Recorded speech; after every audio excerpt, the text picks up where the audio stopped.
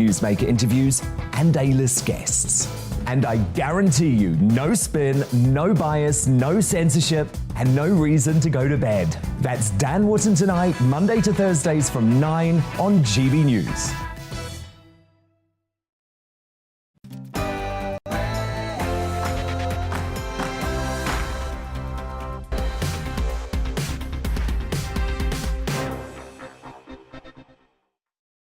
Hi there, welcome to Brazier. Good afternoon to you. Some fast-paced news from 4 until 6 and coming up for you in the next 60 minutes. Why has the government ruled out sending cross-channel migrants to the South Atlantic to have their asylum applications processed? We'll talk to Stephen Wolfe about that. Also, as the government plans to push ahead with wind farms, we hear from an objector in Wales who says the turbines that he'll be looking at soon are unfeasibly tall.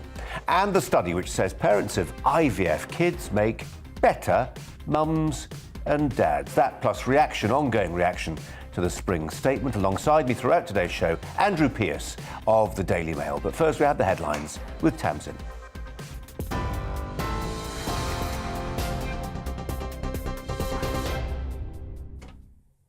Colin, thank you. Good afternoon. It's 4 o'clock. The tax burden is set to hit its highest level in 80 years, despite moves by the Chancellor to cut taxes. Rishi Sunak presented his spring statement on the same day inflation reached a 30-year high. From 6 o'clock tonight, fuel duty is being cut by 5 pence a litre. VAT is also being scrapped on energy-saving measures such as solar panels, heat pumps and insulation. And the threshold for paying national insurance will increase by £3,000 from July, meaning employees will save around £330 a year. Well, independent think tank, the Institute for Fiscal Studies, calculated the changes are likely to affect 70% of workers. The Chancellor also told the Commons he plans to cut income tax in the next couple of years. In 2024, for the first time in 16 years, the basic rate of income tax will be cut from 20 to 19 pence in the pound. A tax cut for workers, for pensioners, for savers. A £5 billion tax cut for 30 million people. And let me be clear with the House, it is fully costed and fully paid for in the plans announced today. The Shadow Chancellor says the announcements will make the rising cost of living worse, not better. Rachel Reeves accused Rishi Sunak of failing to understand the scale of the crisis facing many families. Today was the day for the Chancellor to set out a plan to support British businesses. But on the basis of the statement today and the misguided choices of this Chancellor, families and businesses will from now on endure significant hardship as a result. The Chancellor has failed to appreciate the scale of the challenge that we face. And yet again, he is making the wrong choices for our country. The Prime Minister says the government is taking legal action against P&O Ferries after it fired nearly 800 staff without notice. The company, which is offering staff £36.5 million in compensation, insists its actions were legal. The CEO, who has agreed to be questioned by MPs tomorrow, claims it was the only way to save the business. In the Commons, Boris Johnson said it looked to him like the law had been broken. And I can tell him that we will not sit by, Mr. Speaker, because under Section 194 of the Trades Union and Labour Relations Act of 1992, it looks to me, Mr. Speaker, as though the company concerned has broken the law. And we will be taking action. A top Kremlin official has apparently quit in protest at the war in Ukraine. Special Envoy Anatoly Chubey has now reportedly left Russia. He was one of the architects of the post-Soviet economic reforms and is the first senior official to break ties with the Kremlin since the launch of the invasion. Well, in Ukraine, efforts are being made to evacuate civilians trapped in towns and cities through 9 humanitarian corridors. But the Deputy Prime Minister says no agreement was made with Russia on the besieged city of Mariupol, where 100,000 people have been left with no food, water or medicine. Peace talks between the two sides have been ongoing, but Ukrainian President Volodymyr Zelensky says they remain confrontational. We are continuing to work at different levels to encourage Russia to move towards peace, to end this brutal war. Ukrainian representatives are participating in talks that are taking place virtually every day. It's very difficult, sometimes confrontational, but step by step, we are moving forward. 29 people have been taken to hospital after a chlorine gas leak at London's Queen Elizabeth Olympic Park. The London Fire Brigade says a high quantity of chlorine gas was released inside the aquatic centre due to a chemical reaction. Around 200 people were evacuated from the building. China says a black box recovered from Monday's plane crash is a cockpit voice recorder. So far, no survivors have been found in the wreckage of the flight, which was carrying 132 people. China Eastern has grounded all its Boeing 737-800 jets as a precaution. This is GB News. We'll bring you more news as it happens. Now, though, it's back to Brazier.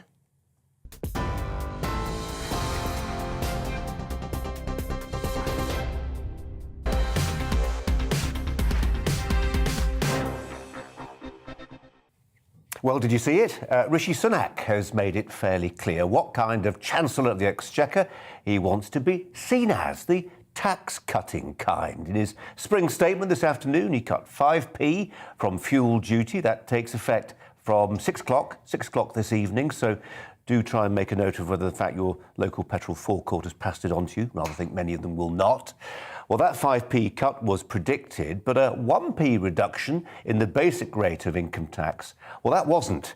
But it ought to be said it won't happen until 2023 or 2024 at the earliest. It was proof that Sunak wants to be regarded as the sort of Tory whose time at number 11 won't just be remembered for raising taxes and borrowing massive sums of other people's cash to cope with COVID. Well, alongside me is Andrew Pearce from the Mail on Sunday, who's got a bit of time to think about what the spring statement means before you have to write it up. But what are the headlines for you, Andrew? Well, there was the rabbit came out of the hat right at the end of the statement. Nobody expected a cut in income tax. It's only a penny in the pound, but that's £5 billion. That would affect millions of people. It won't come into... It's a general election bribe. Absolutely no... You think he might cut it a bit further before... Of course he will. And it will be a test for Labour whether they vote against it or approve it. So it was clever politics, and I was reminded watching him today what a clever, agile performer he is in the Commons. But I think his statement was... I think Vicky Price nailed it on the previous programme with Liam Halligan when she said if he'd just abandoned the national insurance rise, he wouldn't have needed to be raising thresholds for people between £9,000 and £12,000. He could have just abandoned it completely, and he could have afforded to have done it. But he was so wedded to this increase because he announced it in the budget last year, back in November. He's had a big fight behind the scenes with the Prime Minister. He had to win. Chancellor had to be in charge of the economy, not the Prime Minister. The Prime Minister was especially weak at the time. Remember Partygate? Remember that? A month ago, we were all thinking Boris Johnson could be not long for that job, not long for that house at number 10. And then a war comes along in Ukraine. Boris Johnson's having, a horrible expression, but he's having a good war, in my view. The threat to his leadership has gone, but he was still... For now. It can come back, of course. But people are prioritising on Ukraine, quite rightly too.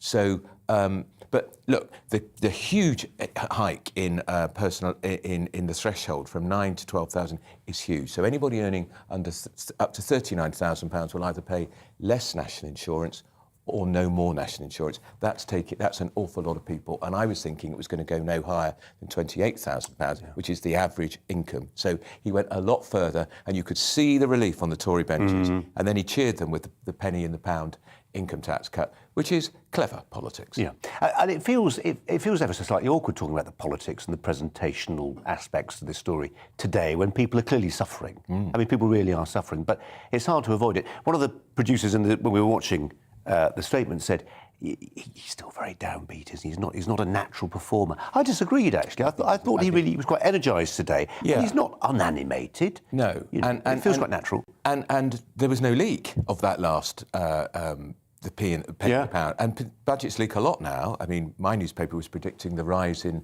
the threshold on national insurance 2 days ago on our front page.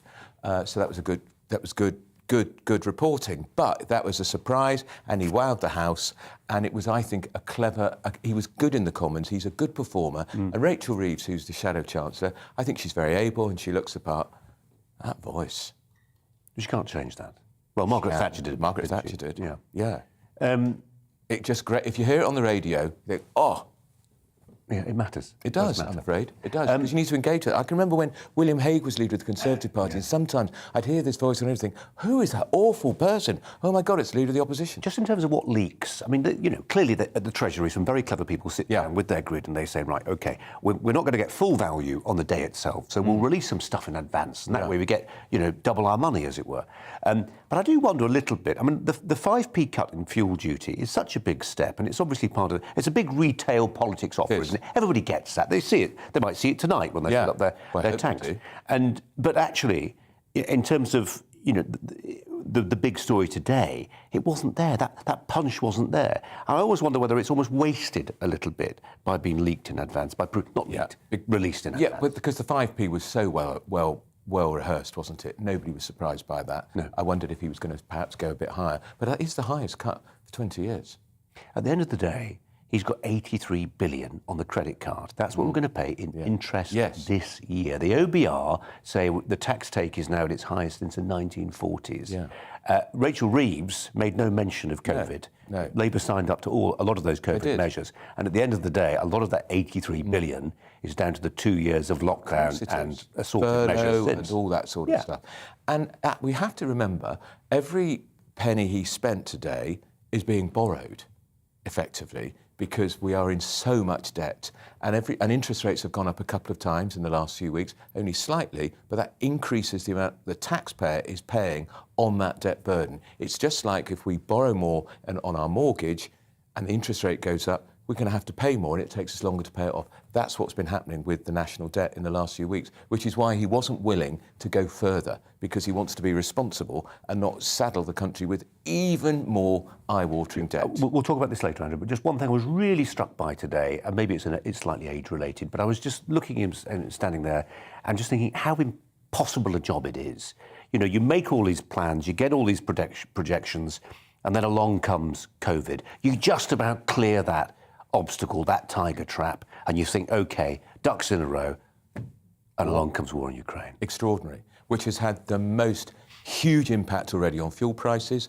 Most corn that comes on our table in our food supermarkets comes from Ukraine, which is going to have a dramatic increase on food prices. So, and in fact, I would argue the war is going to be more severe for our personal household incomes than COVID.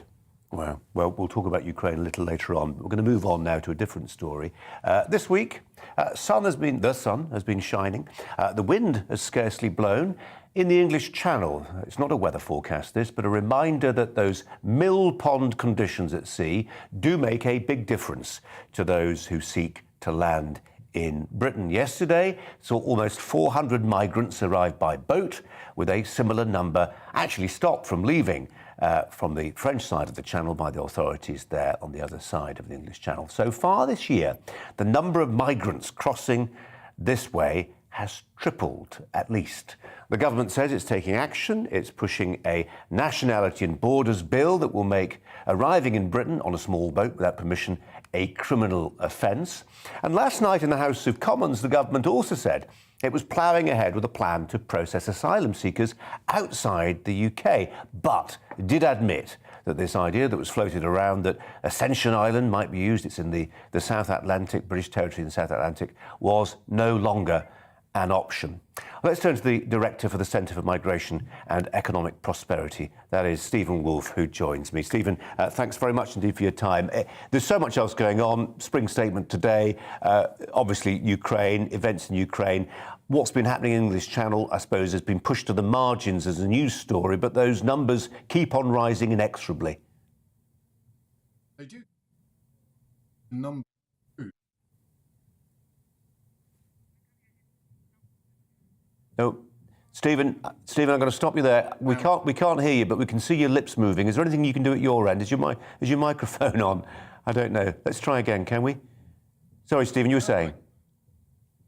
I'm not sure you can hear me now. No. Is it coming through? No. It's very, very low. Okay, we're going to move. Stephen, we're going to try and get that fixed. So we're going to get somebody who knows more than me about microphones to talk to you about it, and I'll discuss that point while we fiddle with Andrew Pearce, who's alongside me. the Nationality and Borders Bill, the government keeps defaulting to it and saying this is going to be our answer to this question that keeps nagging away at us. But if they don't get a third-party territory to process asylum seekers with the deterrent effect that that has, because let's face it, if you know you're going to be sent to, Ascension's been ruled out, but maybe somewhere in Central Africa where you will wait 4 months for your asylum application to be processed, that has to have a deterrent effect. Of course it would. And it's why it was the idea that was used in Australia successfully for very many years. And that's what the idea is based on. They keep coming up with different alternative locations, and they keep, I don't know why Ascension Island is I think it's abandoned. cost. I think it's just so far away, getting people there and back. But we're already paying $1 million a day, I understand, for the Afghan refugees who came here after the fall of Kabul, keeping them in hotels. So how much more expensive was it going to be sending them to be processed elsewhere? They've got to find a way of sorting this out, because this will do huge political damage to Conservative government, because they said we're going to get control of our borders back with Brexit. One of the reasons I voted for Brexit. If they can't even control the channel, what hope? But also, it's destabilising, and it's not good for community cohesion. Where are these people going? Why are most of them never sent back? You're not telling me they're all genuine asylum seekers. No. They're not. Many of them are young men who are economic migrants. They look pretty prosperous. They've got to have a bit of money to have been able to pay the people smuggler to get on the dinghy in the first place.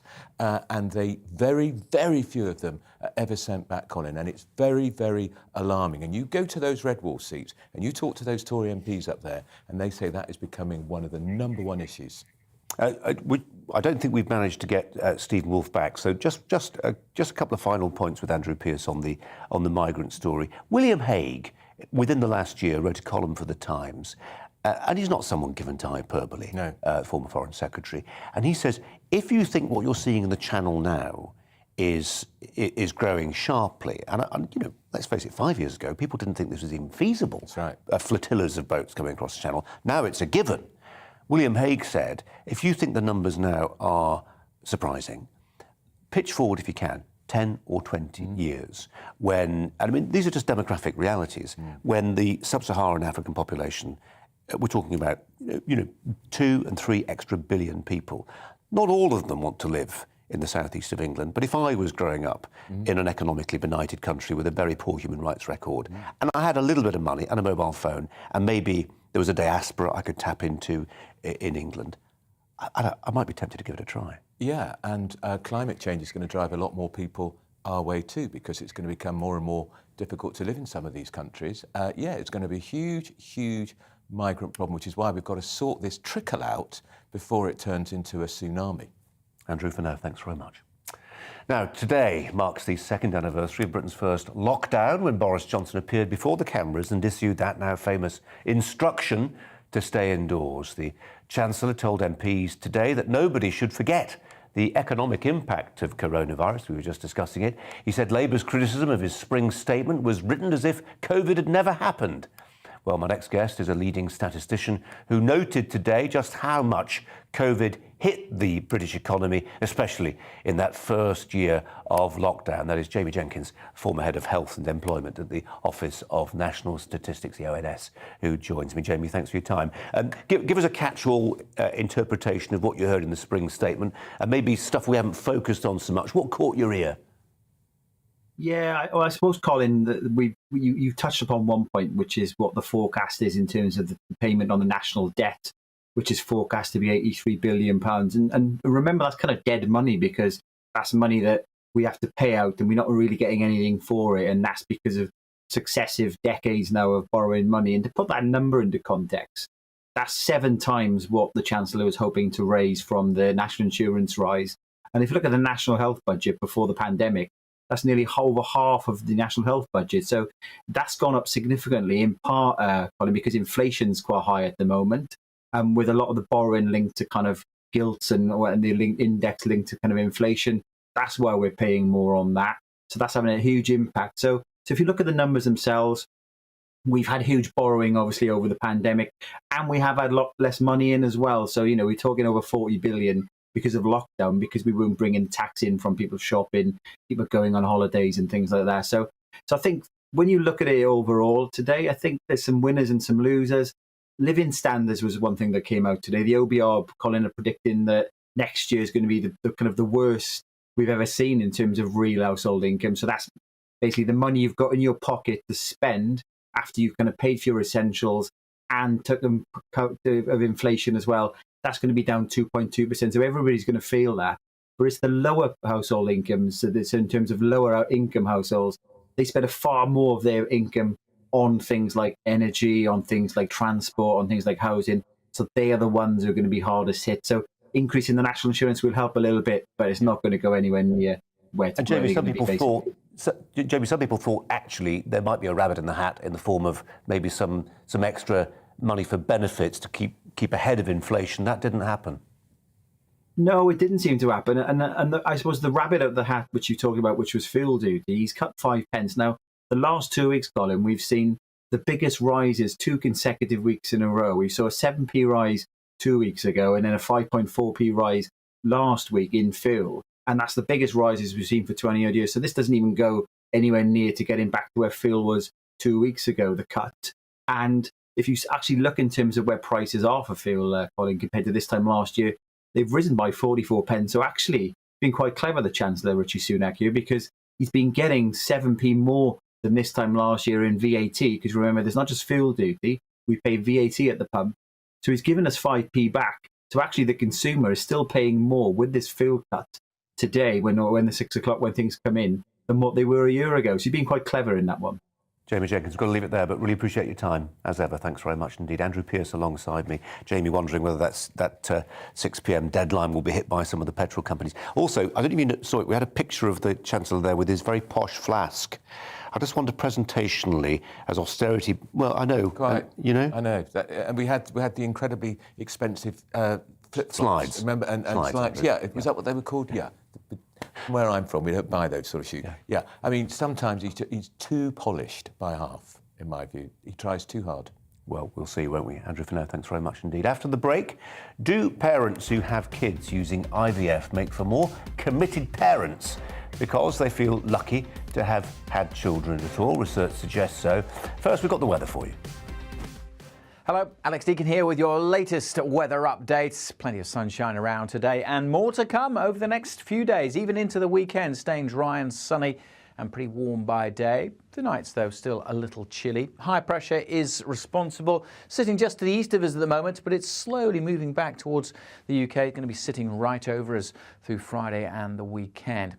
There will be a little bit more clouds spilling in through the evening and overnight into western Scotland, maybe Northern Ireland too. And we could again see some mist and fog patches over parts of northeast England down towards Lincolnshire. 1 or 2 very isolated showers today. They're fading away overnight. We could just see 1 or 2 more creeping into western Scotland. For most, though, dry and clear and chilly. Temperatures down to 1 or 2 degrees, even in towns and cities. Some rural spots likely to see a few pockets of frost on Thursday morning. Could be a few patches of mist and fog as well, but again, they should be gone by mid-morning. A cloudier day for Northern Ireland, western Scotland.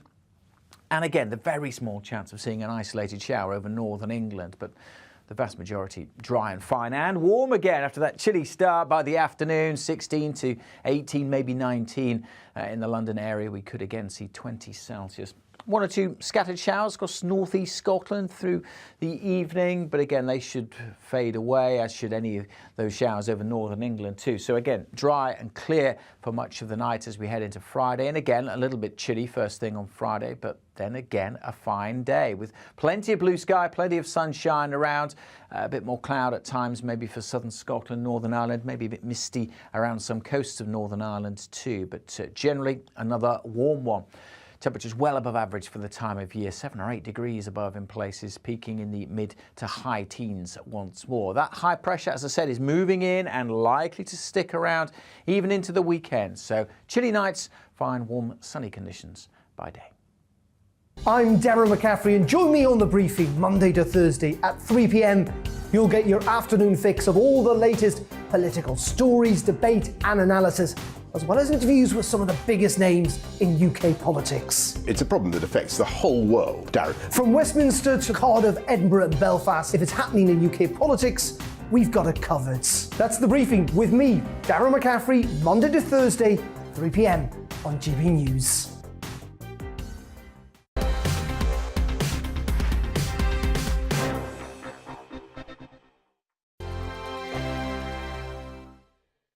GB News is the UK's home of discussion and debate from all perspectives. To stay up to date on the latest stories, make sure that you subscribe to the GB News channel right here on YouTube. You can watch us live 24/7 across the whole world. You can also check out exclusive content and catch up on previous episodes of your favourite shows. Every day, we ask the questions that you'd ask, so why not add your voice to the conversation in the comments section? Don't forget to subscribe. We are GB News, Britain's news channel.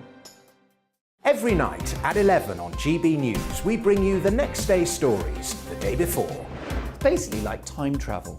If it's a big story, we'll cover it, guaranteed. But we'll also have some fun along the way. Big opinions, big laughs. Sometimes big hair.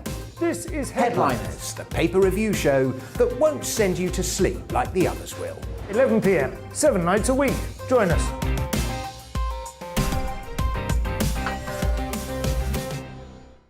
Hello there, I'm Eamon Holmes. And I'm Isabel Webster.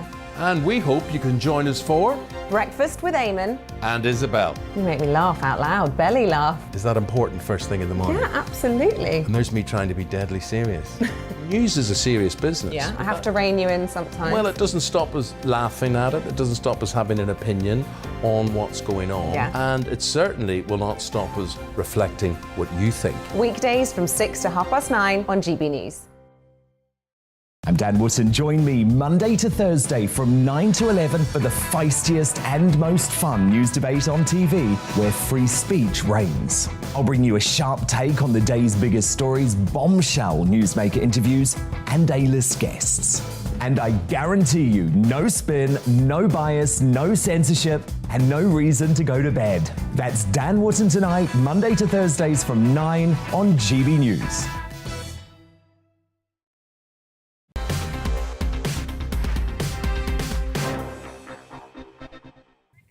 Now, parents who have kids using IVF make for more committed parents because they feel lucky, they feel fortunate to have had children at all. This is the conclusion of research at Monash University in Australia. Mums and dads who pay for assisted reproduction techniques to have kids, quote, have a particularly strong desire for and commitment to parenthood and feel lucky to have them. Well, joining me now is Madeline Page, the CEO of the Alliance of Pro-Life Students, who's alongside Andrew Pearce, who may chip in, as is his wont.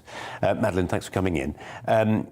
This is a sort of, I was going to use reductio ad absurdum, isn't it? Sort of it's reducing the argument to an absurdity. Of course, parents have gone to all that trouble, might be keen, you know, they've made a real declaration of intent to have kids. They've laid out 10,000 for a cycle of IVF. They're likely to be more committed to having kids, aren't they? Yes, and I think what the study really shows, though, is the importance of the parent-child bond. And that's something that came out in this study that I think was missed a bit in the headlines, where, yes, that bond is so vital, and that can be expressed in many different ways, both through parents who've conceived through IVF, through adoption, for example. They also obviously really want to have children. And as you alluded to, it's quite a self-selective group, because the study also showed that people who were in a better family financial situation were more likely to do better in their lives, in the way that this survey was sort of analysing that. And obviously, as you said, if you've shelled out a lot of money for IVF, you're in a better financial situation. We're probably going to be older, so that strips away some of that sort of teenage pregnancy cohort, doesn't it? You're going to be older, you're going to be a bit more established in life, you'll be a bit more sort of sorted in terms of your networks and all that sort of stuff. So all those things incline towards a more stable home environment, maybe a happier environment for a child. Definitely, yes. And I struggle with it, though, because I don't think that IVF is moral from that point of view. And so I think what's interesting about this study is how it's going to be used. Are we going to use it to promote IVF as a form of conception of children? Or is it more to promote what is best for the child in terms of the way that that child was brought up, rather than focusing so much on the way that that child was conceived?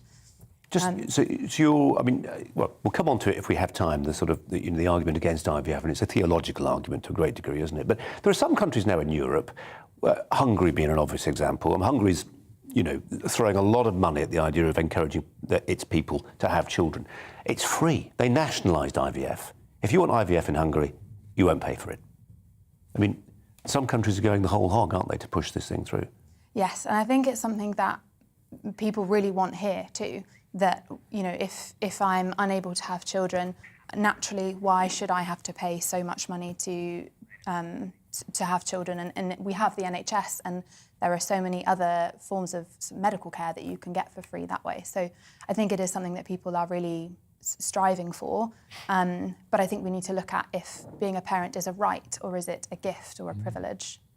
Well, I'm glad you said that, because actually we're not born on this life to have everything. It doesn't always work like that, I'm afraid. It's you take your chances, and I don't think the taxpayer has to pay for everything all the time. So I'm very sorry if some people can't afford IVF, but go and adopt a child. There's lots of them. We've got to leave it there. Andrew, Madeline, thanks both very much indeed. After the break, it's time for our debate. I'm asking, is it time to ramp up onshore wind? First, we'll bring in the latest news headlines with Tamsin.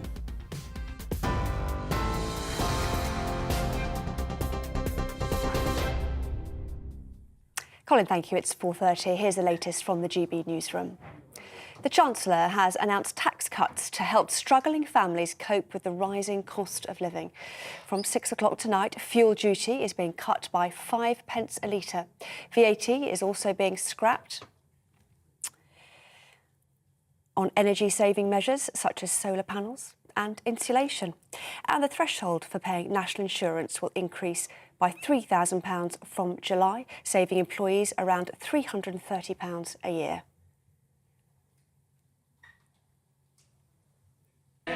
Last year, I told the House I would cut taxes for hard-working families, but I would do so in a responsible and sustainable way. And today, I am delivering on that promise. The Prime Minister says the government is taking legal action against P&O Ferries after it fired nearly 800 staff without notice. The company, which is offering staff £36.5 million in compensation, insists its actions were legal. The CEO, who's agreed to be questioned by MPs tomorrow, claims it was the only way to save the business. A top Kremlin official has apparently quit in protest at the war in Ukraine. Special Envoy Anatoly Chubey has now reportedly left Russia. He was one of the architects of the post-Soviet economic reforms and is the first senior official to break ties with the Kremlin since the launch of the invasion. Well, in Ukraine, efforts are being made to evacuate civilians trapped in towns and cities through 9 humanitarian corridors. But the Deputy Prime Minister says no agreement was made with Russia on the besieged city of Mariupol, where 100,000 people have been left without food, water or medicine. 29 people have been taken to hospital suffering breathing difficulties after a high quantity of chlorine gas was released at London's Queen Elizabeth Olympic Park. Around 200 people were evacuated from the aquatic centre, and residents in the area have been asked to close their windows and doors. Well, that's all from me for now. TV, online and DAB+ radio. This is GB News. In just a moment, it's back to Brazier, so don't go anywhere.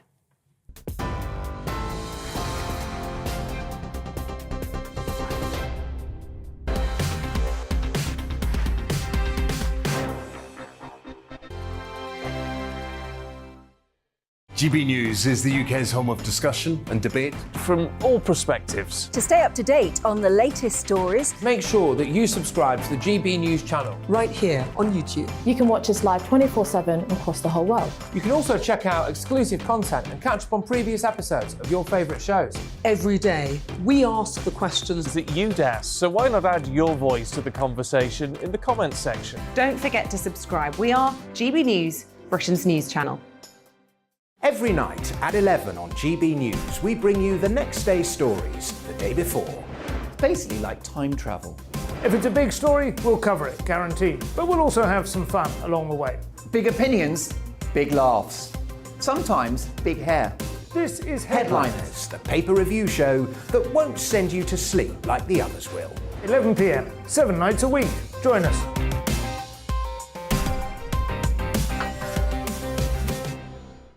Hello there, I'm Eamon Holmes. And I'm Isabel Webster.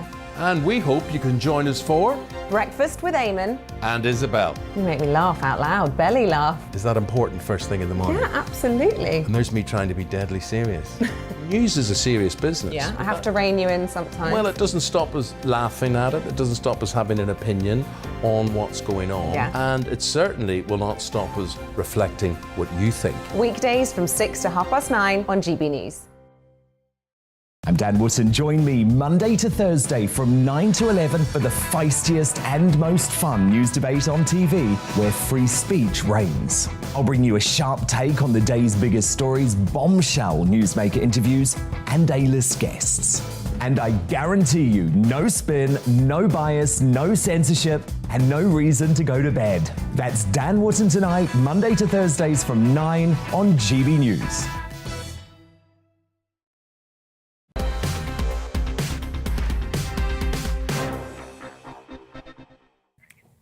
Welcome back. So today the Chancellor Rishi Sunak released his much anticipated spring statement in the middle of a cost of living crisis. The Chancellor's statement had plenty of detail, but one announcement which is catching many people's eyes: the pledge to cut the rate of income tax come the end of this Parliament. It's not going to happen soon, 2023 at the earliest, 2024 more likely. Let's remind ourselves then what the Chancellor had to say earlier. And so my final announcement today is this.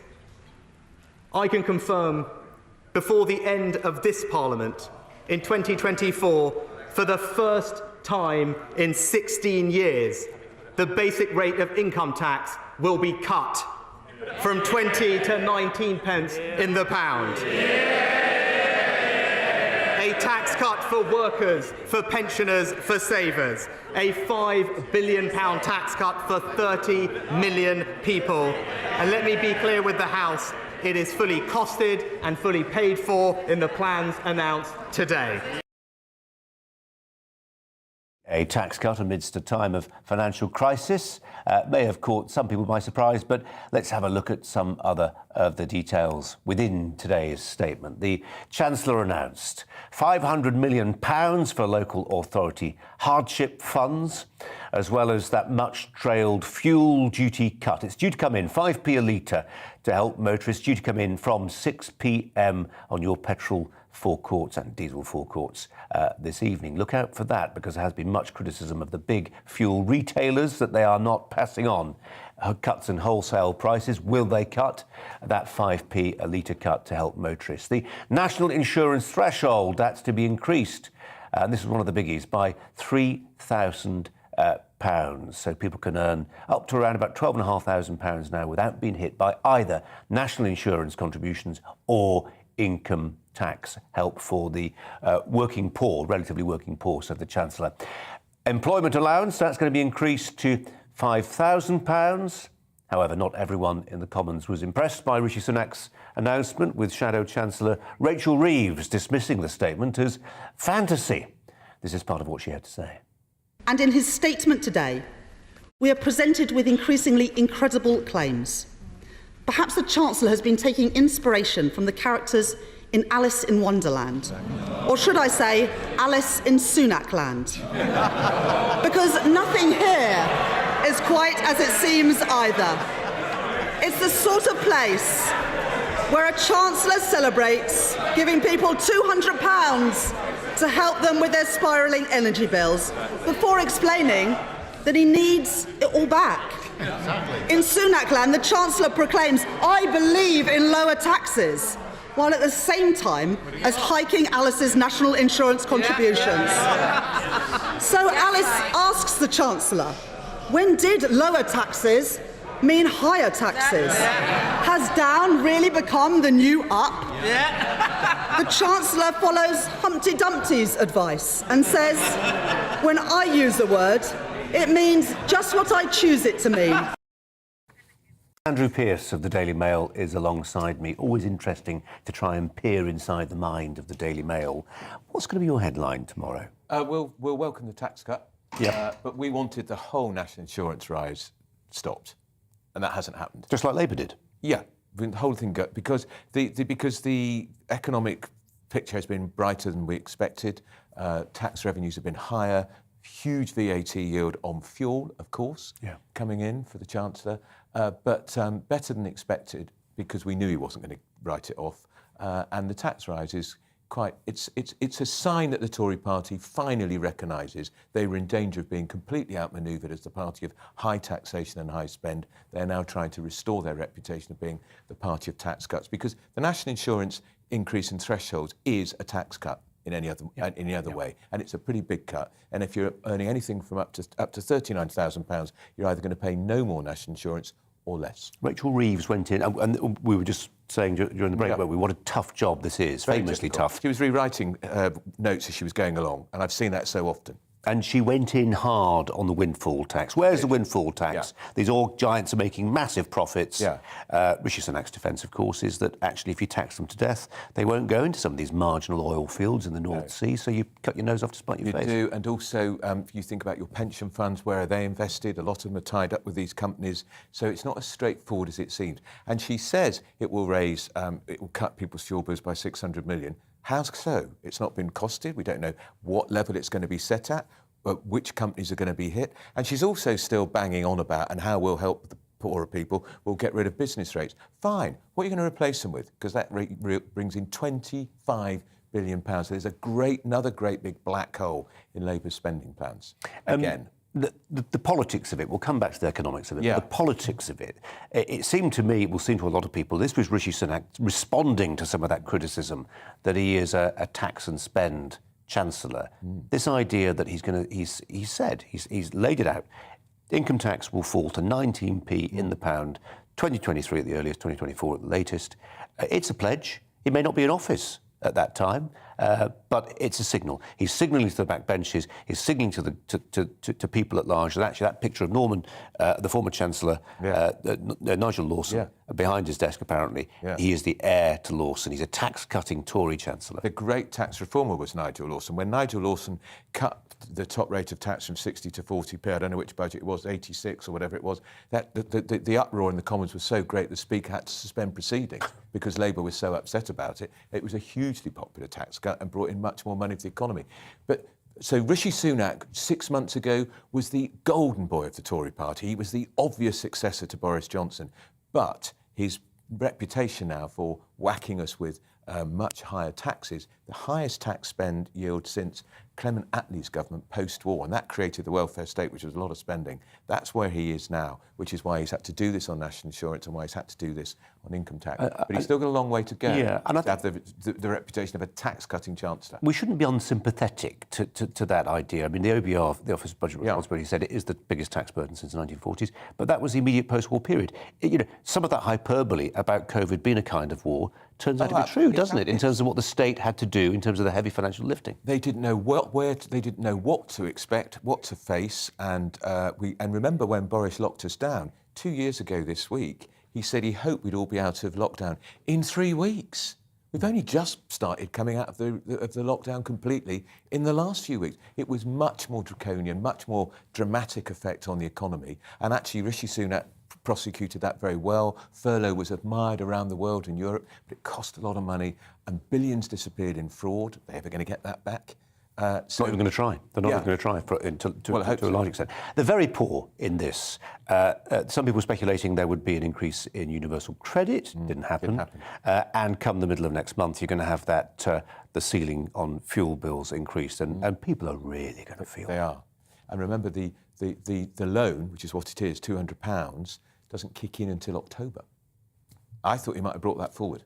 I actually think the loan scheme is ridiculous, actually, because you have to repay it over 5 years, and I think it's cumbersome and bureaucratic, and it's not very popular, and I think it's just not very well thought through. Did they miss a trick? I mean, there is a cacophony from the Tory backbenches saying get rid of some of the green levies that force up, for instance, by electricity bills by a quarter, and a lot of the money actually goes to people who own land, who can probably do without it.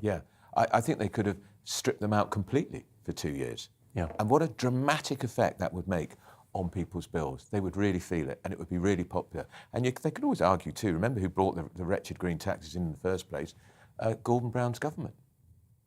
Just briefly and finally, going back to the type of Chancellor Rishi Sunak is, at the end of the day, he's got the UK PLC credit card out, and he's got in terms of the debt that we are paying, 83 billion in a financial year. I mean, just mind-boggling sums of money. Yeah. And he has got a responsibility to future generations, actually, to get that down as quickly as possible. It has. And if you think we paid off finally our post-war debt about 20 years ago, I think this debt... That was post-First World War I debt, Andrew. Exactly. I think this debt, as a result of COVID and now the war, it'll be your grandchildren paying it off. Well, Andrew, on that cheery note, thanks very much indeed. We're going to bring you the weather next. Hello, Alex Deakin here with your latest weather updates. Plenty of sunshine around today and more to come over the next few days, even into the weekend, staying dry and sunny and pretty warm by day. The nights, though, still a little chilly. High pressure is responsible, sitting just to the east of us at the moment, but it's slowly moving back towards the UK. It's going to be sitting right over us through Friday and the weekend. There will be a little bit more clouds spilling in through the evening and overnight into western Scotland, maybe Northern Ireland too. And we could again see some mist and fog patches over parts of northeast England down towards Lincolnshire. One or two very isolated showers today. They're fading away overnight. We could just see one or two more creeping into western Scotland. For most, though, dry and clear and chilly. Temperatures down to 1 or 2 degrees, even in towns and cities. Some rural spots likely to see a few pockets of frost on Thursday morning. Could be a few patches of mist and fog as well, but again, they should be gone by mid-morning. A cloudier day for Northern Ireland, western Scotland, and again, the very small chance of seeing an isolated shower over northern England, but the vast majority dry and fine and warm again after that chilly start by the afternoon, 16 to 18, maybe 19 in the London area. We could again see 20 Celsius. 1 or 2 scattered showers across northeast Scotland through the evening, but again, they should fade away, as should any of those showers over northern England too. So again, dry and clear for much of the night as we head into Friday. And again, a little bit chilly first thing on Friday, but then again, a fine day with plenty of blue sky, plenty of sunshine around, a bit more cloud at times, maybe for southern Scotland, Northern Ireland, maybe a bit misty around some coasts of Northern Ireland too, but generally another warm one. Temperatures well above average for the time of year, 7 or 8 degrees above in places, peaking in the mid to high teens once more. That high pressure, as I said, is moving in and likely to stick around even into the weekend. So chilly nights, fine, warm, sunny conditions by day. Join me, Mark White, here on GB News. For more than 2 decades, I've been at the sharp end of reporting crime and security at home and abroad. From the scourge of terrorism to the fight against violent crime and the deepening small boats crisis in the Channel, they're issues you rightly care about, and so do I. As GB News Home and Security Editor, my focus will be on the stories that matter to you.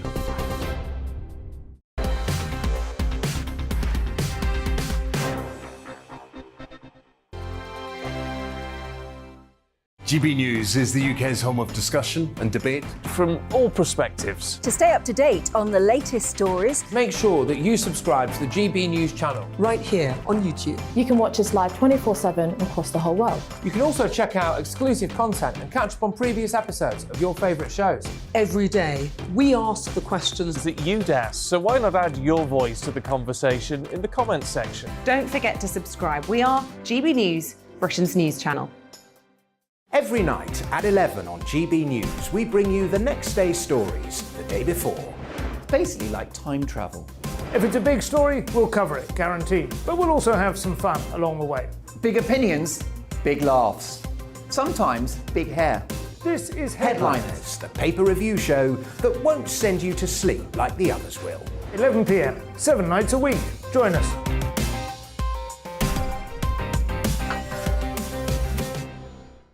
Hello there, I'm Eamon Holmes. And I'm Isabel Webster. And we hope you can join us for Breakfast with Eamon and Isabel. You make me laugh out loud, belly laugh. Is that important first thing in the morning? Yeah, absolutely. And there's me trying to be deadly serious. News is a serious business. Yeah, I have to rein you in sometimes. Well, it doesn't stop us laughing at it. It doesn't stop us having an opinion on what's going on. Yeah. And it certainly will not stop us reflecting what you think. Weekdays from 6 to 9:30 on GB News. I'm Dan Wootton. Join me Monday to Thursday from 9 to 11 for the feistiest and most fun news debate on TV, where free speech reigns. I'll bring you a sharp take on the day's biggest stories, bombshell newsmaker interviews, and A-list guests. And I guarantee you, no spin, no bias, no censorship, and no reason to go to bed. That's Dan Wootton Tonight, Monday to Thursdays from 9 on GB News.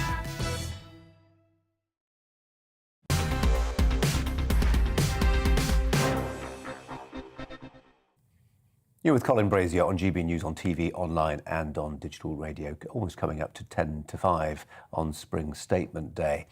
Now, we're going to be talking about wind power next, shall we? We've got Rhodri Williams and Dr Graham Buss. Rhodri's campaigning against wind turbines in his part of Wales. Graham Buss is very much somebody who believes from a technical standpoint that they are part of the solution, part of the answer to our energy mix.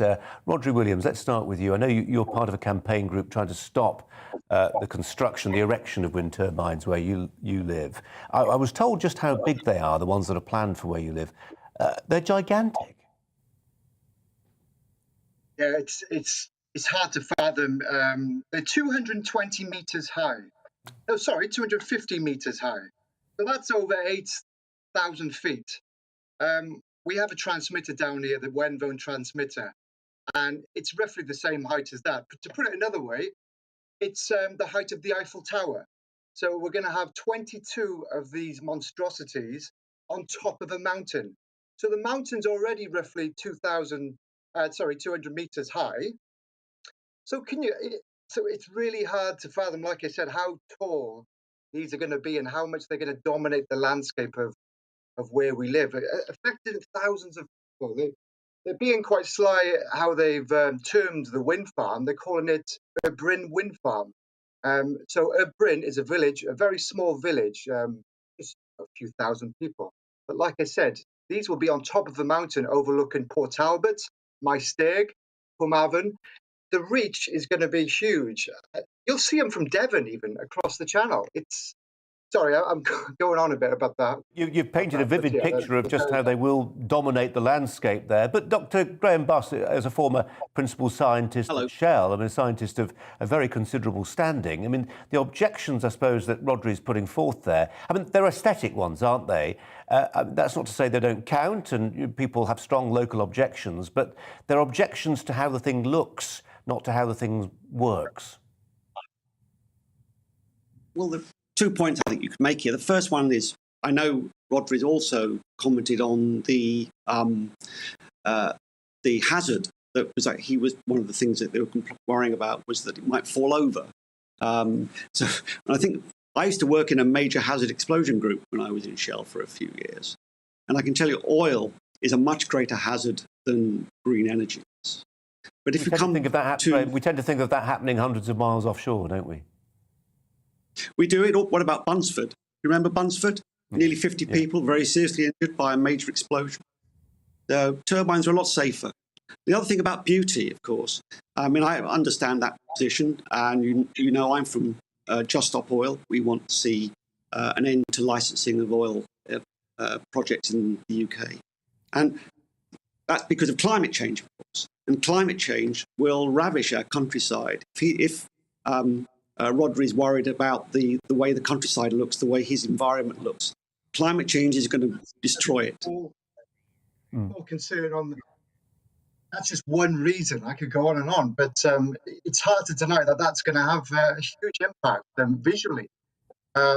So yeah, that is a big reason, but it's one of many, which I can talk about if you like. But, well, I'll tell you what I do want to talk about, Graham Buss, if it's possible, just to incline this conversation to today's events with the Spring Statement. And solar power got a boost today from the Chancellor, didn't it? The idea of no VAT on solar panels. Yes, it did. I think these are excellent suggestions. If you think about the cost of renewables are far cheaper than oil and gas-based electricity. So before the Ukrainian war, before that, renewables were half the price of electricity made from gas.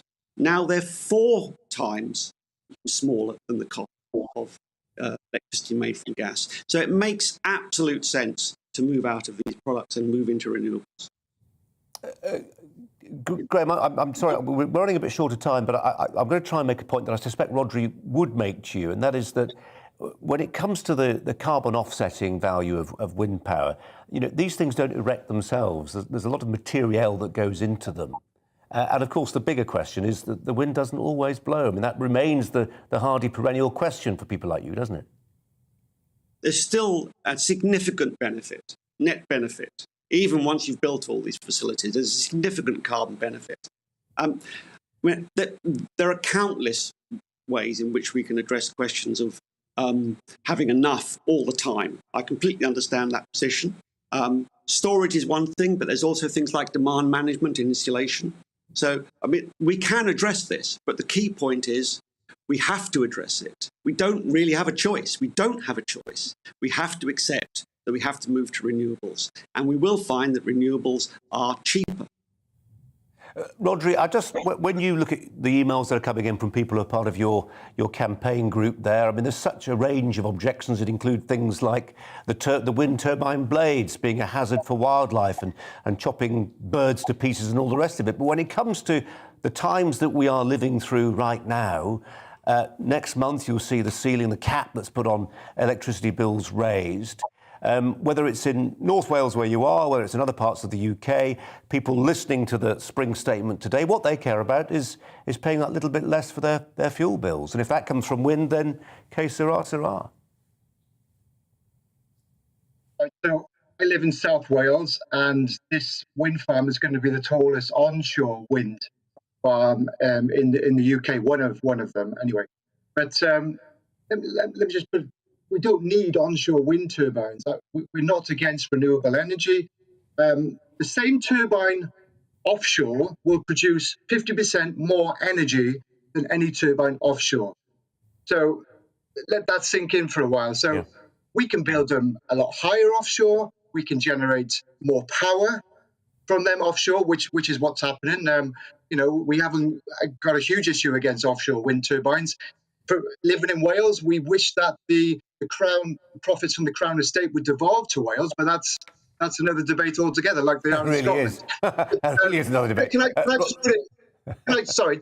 Yeah, people might accuse us of being NIMBYs. That comes up all the time, or not in our backyard. But guess how many wind turbines we have in this area in the South Wales Valley? We have over 200 wind turbines in this small area. We have UK's largest onshore wind turbine, Pennacymoedd, with 72 turbines. That's only 20 minutes away from where we live, and they want to put an extra 22 in this area. It's unbelievable, the cheek of it. And we've had no conversation, and we've tried to have a conversation with the Welsh government, but they're telling us we need to speak to the manufacturer, the development company behind this. So anyway, it's a shambles. Rodri, I want to apologise for. I did say North Wales, didn't I? So of course, that would be a heck of a reach to see from Devon to North Wales. So apologies for that. There you are in South Wales. Graham, just on as a former, senior scientific figure with a major fossil fuel provider, a lot of political discussion today about whether some of those gigantic profits that the likes of your former employer has been making ought to be given back in some form to the humble taxpayer. Do you have a view on that? Yes, they should. I don't think we should be leaving people. Do you know what, Graham? We'll leave it there. It's always lovely when we get a pithy answer that's emphatic and clear. Graham Buss and Rodri Williams, thanks both so much. Andrew Pearce is alongside me, no stranger to the pithy answer himself. Wind turbines. They're hideous. They're horrible. They should be offshore. And we should also utilise waves because we're an island. Get on with it. Why don't we do that? I've never understood it. The bottom line is today we're talking about the spring statement, and energy is absolutely front and centre of your paper's coverage tomorrow in the Daily Mail, and there'll be a lot of people reflecting on whether the petrol duties come down by 5p in your local petrol station. That's the immediate crisis, isn't it? Not whether somebody's got a long-term view to put some wind turbines up. But also on these wind turbines, was it last year the least windy year in 40 years? So these wretched things, which are hideous anyway, weren't even working for much of the year. That's the problem. And when they work flat out, there's no way to harness the excess either. So they're not even very efficient in my view. Just for anybody, Andrew, who's just tuning in, spring statement today. We'll just wrap up with the big headlines for you. Yeah, a much bigger increase in the threshold at which you start paying national insurance, a 3,000 hike. That's a big tax cut. Anybody earning below 39,000 below is either going to be paying less national insurance or no more national insurance. And he's promised a tax cut, first tax cut, income tax cut for 16 years by 2024 at the latest. 1p in the pound. It's symbolic, but will be helpful. And it's part of trying to show that the Tory party is trying to get back to its tax-cutting agenda, which it's lost over the last few years, partly because of COVID. Yeah, and as you say, and as you keep reminding us, people will lose sight very quickly of the COVID crisis, as was 2 years. Second anniversary of that moment that Boris Johnson sat down, addressed the cameras. This is instruction to stay at home, and 2 years ago. And he thought it would be over in 3 weeks. And in parts of the United Kingdom, there are still COVID restrictions. Yeah, 1 in 14 Scots currently said to have COVID. Andrew, for now, thanks very much indeed. It is 5 o'clock. You're with GB News.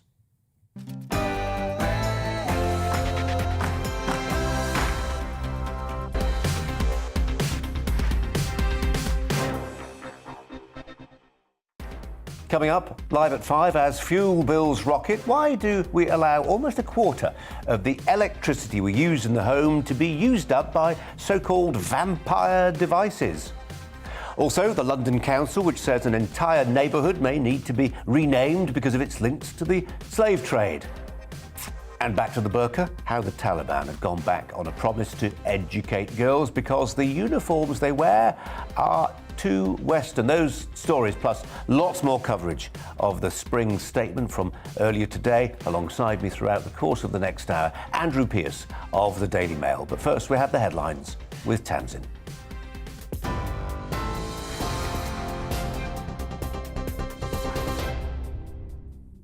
Colin, thank you. Good afternoon. It's 5 o'clock. Here's the latest from the GB newsroom. The tax burden is set to hit its highest level in 80 years, despite moves by the Chancellor to cut taxes. Rishi Sunak presented his spring statement on the same day inflation reached a 30-year high. From 6 o'clock tonight, fuel duty is being cut by 5 pence a litre. VAT is also being scrapped on energy-saving measures such as solar panels, heat pumps and insulation. And the threshold for paying national insurance will increase by £3,000 from July, meaning employees will save around £330 a year. Independent think tank, the Institute for Fiscal Studies, calculated the changes are likely to affect 70% of workers. The Chancellor also told the Commons he plans to cut income tax in the next couple of years. In 2024, for the first time in 16 years, the basic rate of income tax will be cut from 20 to 19 pence in the pound. A tax cut for workers, for pensioners, for savers. A £5 billion tax cut for 30 million people. And let me be clear with the House, it is fully costed and fully paid for in the plans announced today. Well, the Shadow Chancellor says the announcements will make the rising cost of living worse, not better. Rachel Reeves accused Rishi Sunak of failing to understand the scale of the crisis facing many families. Today was the day for the Chancellor to set out a plan to support British businesses. But on the basis of the statement today and the misguided choices of this Chancellor, families and businesses will from now on endure significant hardship as a result.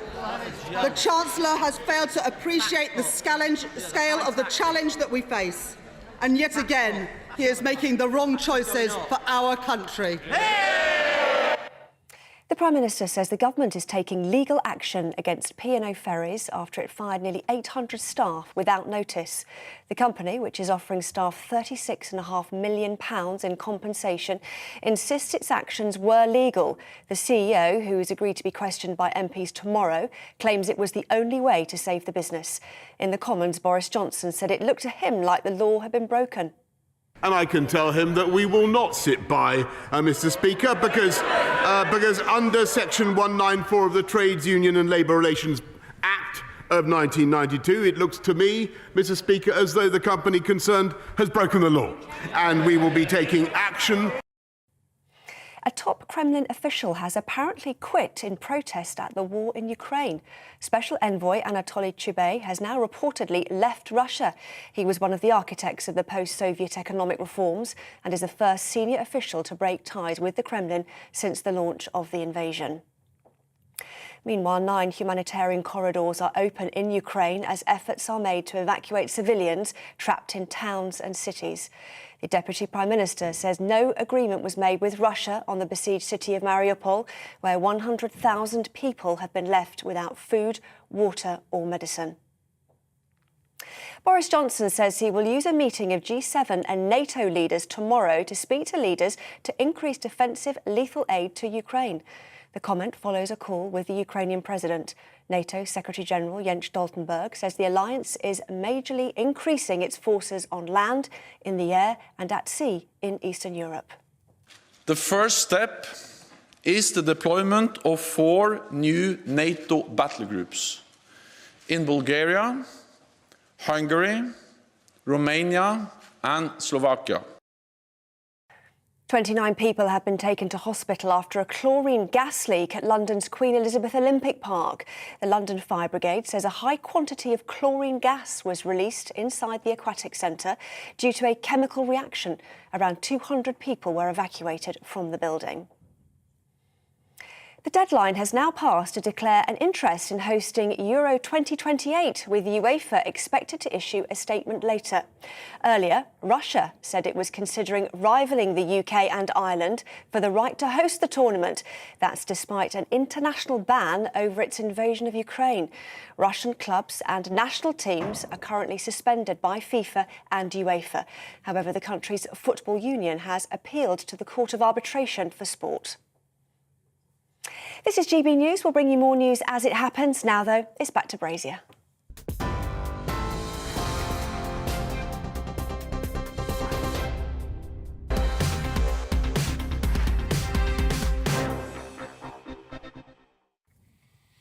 Well, let's talk some more about the spring statement. Labour's shadow chief secretary to the Treasury, Pat McFadden, branded the Chancellor a high-tax Chancellor today, not an accolade any Tory Chancellor particularly wants from the opposition. With the 1.25% health and social care levy added to national insurance, Britain's tax burden had been set to rise to the highest it's been in some 70 years, ahead of today's budget. But Rishi Sunak hit back at the dispatch box today, insisting he was delivering the biggest cut in personal taxes in a quarter of a decade. So what type of Tory is he? Joining me now is Matt Vickers, the Member of Parliament for Stockton South. Matt Vickers, welcome to you. It was well received in the chamber. It goes without saying, I'm sure you were one of those, if you had an order paper, you'd have been waving it. But what particularly caught your ear? Well, let me stop you first. Great to see you. But it wasn't just the biggest tax cut in the quarter of a decade. The biggest tax cut in a personal tax cut in a quarter of a century. Lots caught my eye. Wanted to see. Sorry, Matt, I was going to say, but it's not happening till 2024, the income tax part of it. The income tax aspect of it, no, but we've got plenty more than that on the way pretty quickly. Whether that be, in fact, we had all this discussion about the NICs, the national insurance contributions and the changes there. Actually, what it's done today has meant that 70% of the people who are going to be, who are going to pay that national insurance contribution are actually getting a tax cut. They're going to be £330 better off. Helping them pay those electricity bills. We're seeing the cut in fuel duty that's helping people out there. Good news today, good news. But you know what? All in the context of the financial situation in which the country finds itself. We've been through that pandemic. We've paid out £400 billion supporting people, keeping 13.5 million people in jobs. We need to keep the books balanced. We need to, pay down some of that debt, keep things in order. And today I think it was a sensible, secure sort of position for people that we're helping people through these tough times that are ahead as a result of the... Matt, because as the MP for Stockton South, I'm just going to take a little walk down memory lane with you to my first newspaper, the Darlington and Stockton Times, which gives me a little bit of an insight into your constituency. And, there are parts of your constituency, you're on the borders of it, places like Yarm, very well heeled, quite affluent. There are parts of Stockton rather less so. What do you say to those people who haven't got a lot of lolly, who were hoping today that maybe given the fact that the cap on fuel bills will be lifted next month and we're getting fuel bills into the thousands, those people, the poorer folk in your constituency, were maybe hoping the Chancellor could see his way perhaps to increasing universal credit just a tad. Well, we're seeing what is about to kick in is this taper rate, the changes to taper rate and universal credit, which means those people who are in work but on the lowest incomes and need that universal credit support will be better off, and actually it's the equivalent of an extra £1,000 in their pocket. So that's good news for them, but actually all those people on lower incomes are going to benefit from all the other things that we talked about today as well. But my point is, and I mean this becomes a sort of point of political ideology, you'll be better off if you're working. You know, you'll benefit from the fact that you don't get taxed, or in national insurance contributions up to £12,500, I think it's fractionally higher the figure, but you've got to be working to benefit from that. I'll be honest, I think you should always be better off working, shouldn't you? Yeah. That's a point of principle. And actually, if we can help more people into work, you know, when you look at the economy, at the beginning of this pandemic, people thought that there would be mass unemployment, that the economy would be shot. Actually, there are more people on payroll now with jobs than there were before the pandemic kicked in.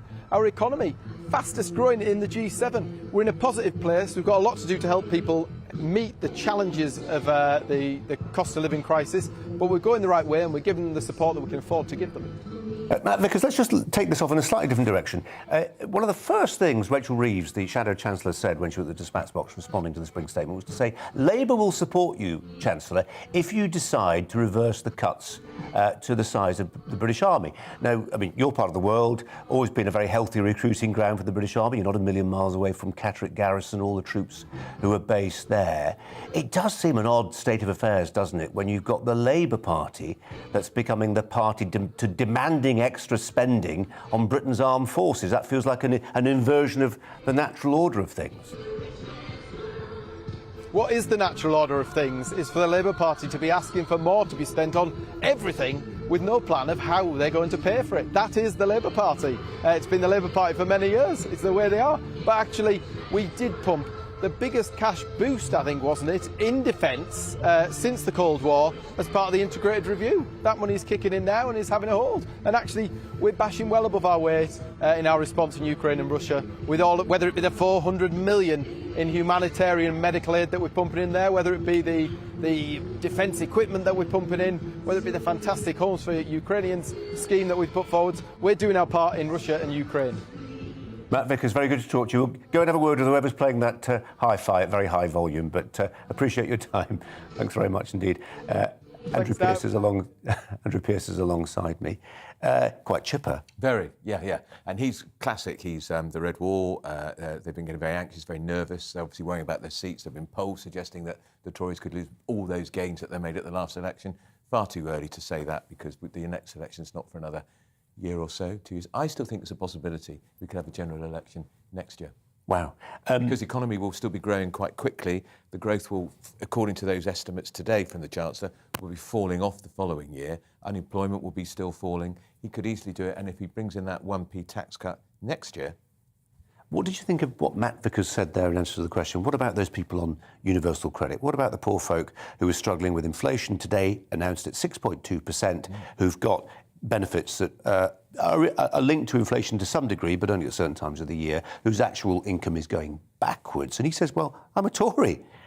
You need to be working. Well, that's the argument, isn't it? The Tories are going to get a job. There are a million vacancies in the economy. Yeah. Andrew Furneaux, thanks very much. Well, as we were just saying, political orthodoxy was turned on its head during the Chancellor's Spring Statement today. Labour presenting itself as the party of big defence spending. Rishi Sunak declined to answer whether the government would be going ahead with cuts to the size of the British Army. It stands at about 73,000 at the moment. It's about the size it was around the time of the Napoleonic Wars. This is all, of course, in light of events in Ukraine. Labour said they would support any reversal in those cuts to the size of UK armed forces. But will the war in Ukraine be a conflict that demands a dramatic rethink in the way Britain defends itself? We're joined by the former NATO commander, Rear Admiral Chris Parry. Chris Parry, welcome to you. I thought something would be said about defence spending in the Spring Statement today. I suppose we'll have to wait at least until the budget for news on it. But, you're formerly of the Royal Navy, but it's people in the Army who feel they need not extra resources, but not to lose soldiers, which is the current plan. Well, you say I was in the Royal Navy. I had 5 joint jobs where I was responsible for all 3 services. So I like to think I'm a purple officer rather than a dark blue one. The fact of life is the integrated review that took place last year has proved remarkably resilient, even in the face of what has happened in Ukraine. If you look at the way warfare is changing in its character right now, it's no longer putting lots of soldiers in front of lots of soldiers is the way to fight wars anymore. We've got some advanced technology. You've seen these loitering drones that the Ukrainians have been using, taking out Russian armor. You've seen all sorts of anti-tank and anti-armor weapons deployed. There are new ways of fighting now, and the integrated review actually took that into account. And I'm afraid to say no political party or indeed no media organisation should focus just on the army. There are more ways of deploying force and violence around the world than just putting boots on the ground. Yeah, I mean, I'm about to quote a politician at you. Tom Tugendhat, chair of the Foreign Affairs Select Committee, I think it was just over a week ago, I interviewed him here, and he was saying actually quantity is quality. It's this idea that actually sometimes you just need the numbers, and you can have as much high-tech cyber capability or drones as you like. But his point, not mine, his point is that actually the army is just now too small.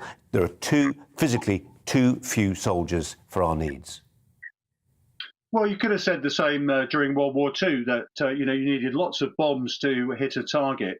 Nowadays, you have precision weapons that can put one bomb on a target and destroy a whole building. We've got to start saying to ourselves, how few boots do we need to put on the ground now in order to achieve our objectives?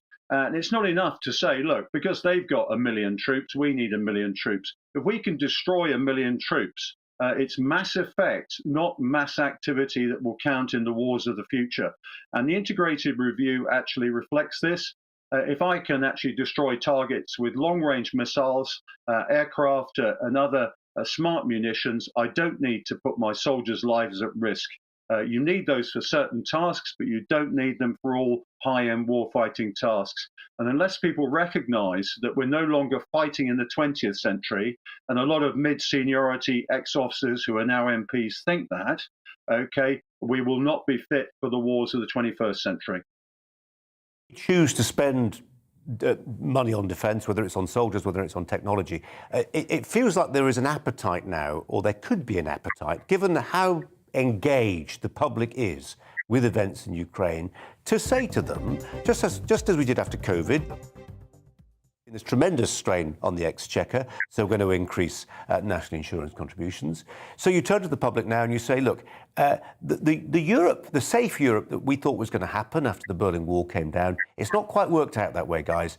So we're going to have to start paying some bills for defence we didn't expect to pay. And there becomes a case then for some kind of hypothecated tax increase, sort of an additional penny in the pound, half p in the pound, whatever, to be spent on military spending. My point is that we're in that sweet spot right now because people appreciate that their defence is threatened in a way that hasn't been true for some years. Colin, we've got to actually spend our money wisely on what will keep the UK, its allies and its interests safe in the future. We mustn't confuse where the Europeans have got to spend more money with where we've got to spend more money. The integrated review makes a very powerful case for global Britain and where we need to project our power and our interests. And it's my belief that we should leave Panzer-type stuff to those that can do it best and those who need it most. The fact of life is, it's our allies in Europe that need to step up to the plate, notably Germany, France, and the others. We can look after our own interests, and we need to tailor our defence that best serves our defence and the defence of our interests. The fact of life is, as your previous guest said, we've spent a lot on defence recently. We've got a 24 billion uplift over the next 4 years. We've got to spend it wisely because Britain does have a global presence. It's not just a European presence. We've got to encourage our allies to spend more than 2% of their GDPs on defence and start taking it seriously. Otherwise, the Americans will not come to our aid when we really need it. point, doesn't it? Chris Parry, always really good to talk to you. Appreciate your time. Thanks a lot. Andrew Pearce is alongside me. I just wonder, there's a revision of the sort of great man theory of history at the moment, that individuals do make a difference. It's not all about the grand sweep of history. Sometimes individuals and the choices they make matter. Rishi Sunak chose today in the spring statement not to say anything about defence spending. I was making the point to Chris Parry. He might have done, because obviously attention's focused on it right now. If Liz Truss, a former Chief Secretary to the Treasury, I think, had ended up getting his job, a woman who was pictured not very long ago doing the full Margaret Thatcher, look at me in the tank, it might be different. Might be, but don't forget we've got a budget in November, and the war could still be going on, or it may be, it could be that the war's over, but the guerrilla warfare continues, and perhaps that's when he makes the big statement. And actually, if this war were to come to a quick end, as we hope it will, and maybe, for instance, Putin was to be removed in a palace coup, wouldn't that be great? Well, but also you'd look a bit daft if you put up your defence spending and then only to... I think he's biding his time, and I think that's quite strategic.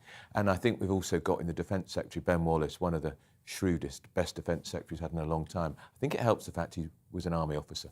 Could he be a future Yes, prime? he could. Okay. For certain. Oh yeah, the money's the odds are shortening on Ben Wallace. Very interesting. He's got what they say in the trade, bottom. I don't mean that rudely. Yeah, Andrew, for now, thanks very much indeed.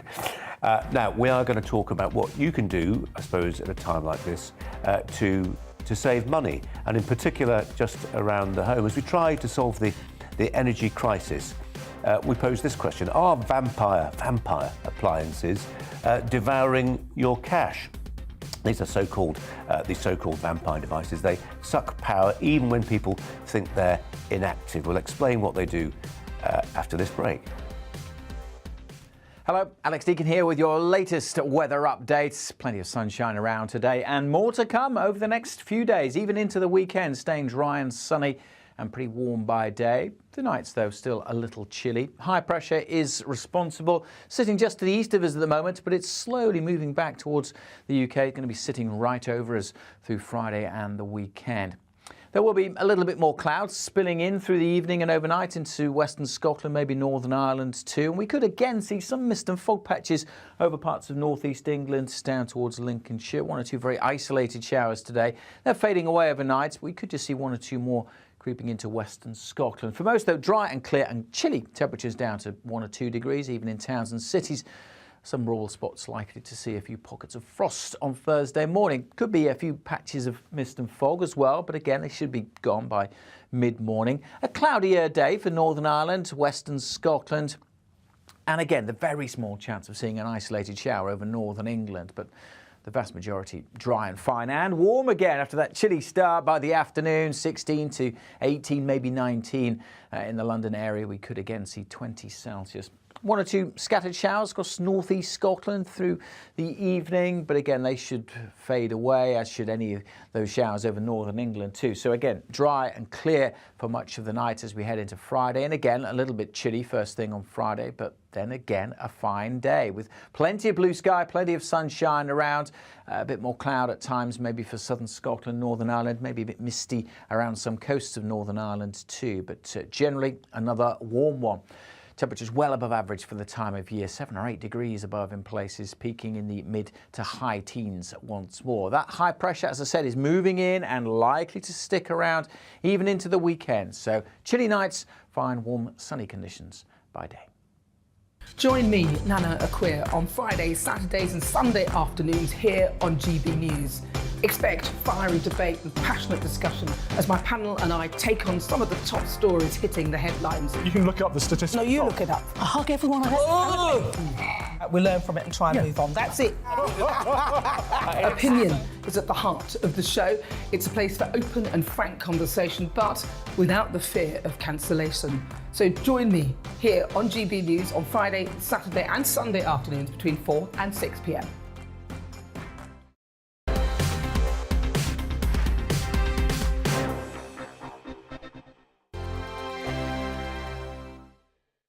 GB News is the UK's home of discussion and debate. From all perspectives. To stay up to date on the latest stories, Make sure that you subscribe to the GB News channel. Right here on YouTube. You can watch us live 24/7 across the whole world. You can also check out exclusive content and catch up on previous episodes of your favourite shows.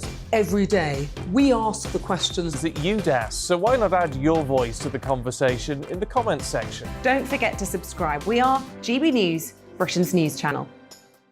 Every night at 11 on GB News, we bring you the next day's stories the day before. It's basically like time travel. If it's a big story, we'll cover it, guaranteed. But we'll also have some fun along the way. Big opinions, big laughs. Sometimes big hair. This is Headliners, the paper review show that won't send you to sleep like the others will. 11 p.m, 7 nights a week. Join us.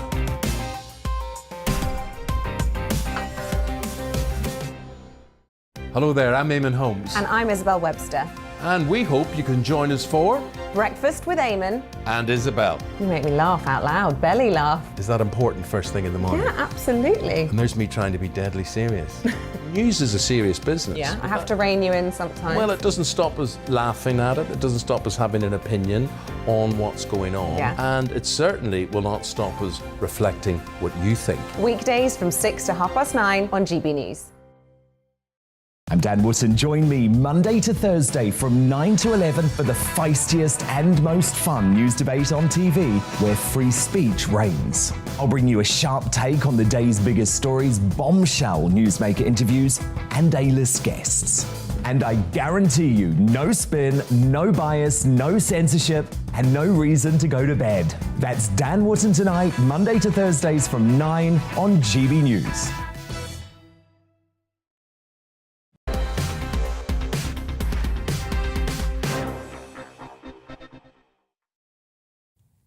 Well, reflecting on the spring statement for you this afternoon, and as we try to solve the energy crisis, are vampire appliances, what are they? We'll explain. Vampire appliances devouring your money. So these so-called devices, well, they are devices, but they're so-called vampire devices. They suck power even when people think they're inactive. Sort of thing we're talking about, appliances like phone chargers, printers. If they're plugged in but not in use, they still draw energy from the plug socket. British Gas estimates up to 23%, nearly a quarter, of electrical usage could be the work of these vampire appliances. Let's turn to the independent heating and energy consultant, Rob Bohm, who joins us now. Rob, welcome to you. I mean, that does seem an astonishingly high figure. Good afternoon. I think it probably is a little bit on the high side. They like to sort of estimate a little bit high with these numbers. But there is significant changes that can be made, just sort of everyday usage, which will have an impact. So yes, I think, it all depends on how big your house is, how you use your house. But there are lessons that we can all learn to make things better. I think we're all guilty of using too much energy, frankly. Yeah, but the timing is everything, isn't it? I mean, I know with, my teenage children, I might say, turn off that iPhone charger, it's drawing power from the mains. But actually, if I say to them, turn it off because electricity is now political. If we use that energy unnecessarily, it helps that guy, that Vladimir Putin guy. And I think that might be a message that might make them take action. Yeah, that's a good slant, really, because, I mean, always said that if, we currently use 4% of gas from Russia, well, reducing our energy by 4% you'd think would be relatively easy to do in terms of everything we do. So I would say, yes, that's quite a good argument to have with people who say, well, actually, I'll just leave things plugged in because it doesn't matter. Rob, could we just enumerate what devices we're talking about here? I mentioned the phone chargers. I also mentioned printers. Does it include things like the Alexa that gets left on? I mean, what are the big vampire devices? Let's start off with the small ones first. So the phone chargers use a very small amount when they're actually plugged in and not charging. I mean, this probably only equates to maybe a pound or two a year. But if you obviously got 20 of the things, then it starts making a difference.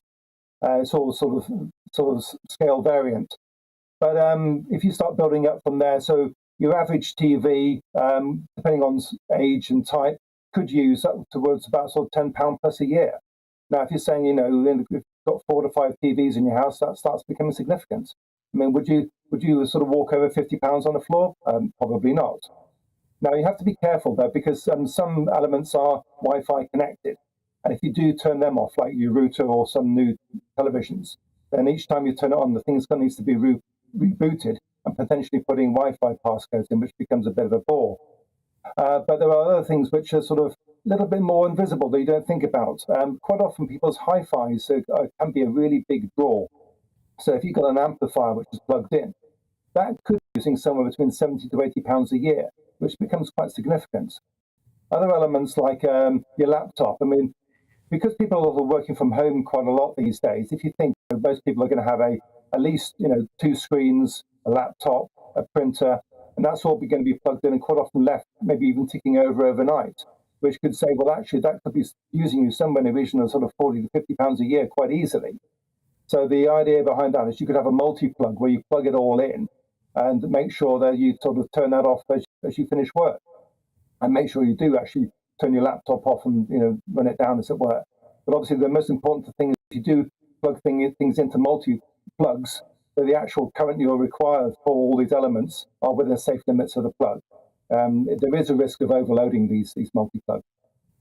Within all this, Rob, there is going to be a trade-off, isn't there, between convenience and cost? I mean, I could turn off my Skybox. The flip side of that is when I come to turn on the telly, I've got to wait, however long it is, 2-3 minutes for the thing to fire up, if it's firing up from being off. Yes, I mean, the thing is that we like convenience, don't we? We like to turn things on and everything be there immediate. If we're happy to wait a few moments, then yes, you'd have a saving on that. Skyboxes also, they use quite a lot of power during the year. So it is a convenience. If you actually want to think about doing this, you have to be really quite disciplined. You need to be thinking about, right, what elements do I think you use quite a bit of power? Or what am I happy to go off and turn off? I mean, the classic thing is a washing machine. You let the washing machine run, and then you pull the washing out, and you just leave it. So the thing is actually still on, all the LEDs are on, the displays are on, and that could be using sort of, as much as an LED light bulb running for sort of a day, just with the washing machine sat on. Now, you wouldn't leave a light on all day long if you didn't need it. So why would you leave the washing machine on? But we do. I'm afraid we're all kind of guilty of that. So there's these little things which would be easy to do, but it's discipline. We just need to get used to doing it. Yeah, it's a habit, isn't it? Rob, a really interesting subject. I'm glad you were able to shine a light on it. Thanks very much indeed. Andrew Pearce alongside me, nodding at times. I'm there already. So I've been turning the washing machine off at the socket, turning the Skybox off. It's a bit of a climb. Yeah. I don't know how long that will last, but I'm doing it because I think I do not want to put even 10 pence of my money in Vladimir Putin's coffers, because that is funding his evil war in Ukraine. And if we all did it, it's an effort. We've got to try. Yeah. So it's my patriotic part of my war effort. There's a Daily Mail campaign in this, isn't there, somewhere? Yeah, definitely. Much more from Andrew Pearce throughout the course of the rest of the show. I think we're going to go to the news bulletin. Is that the plan? There we go.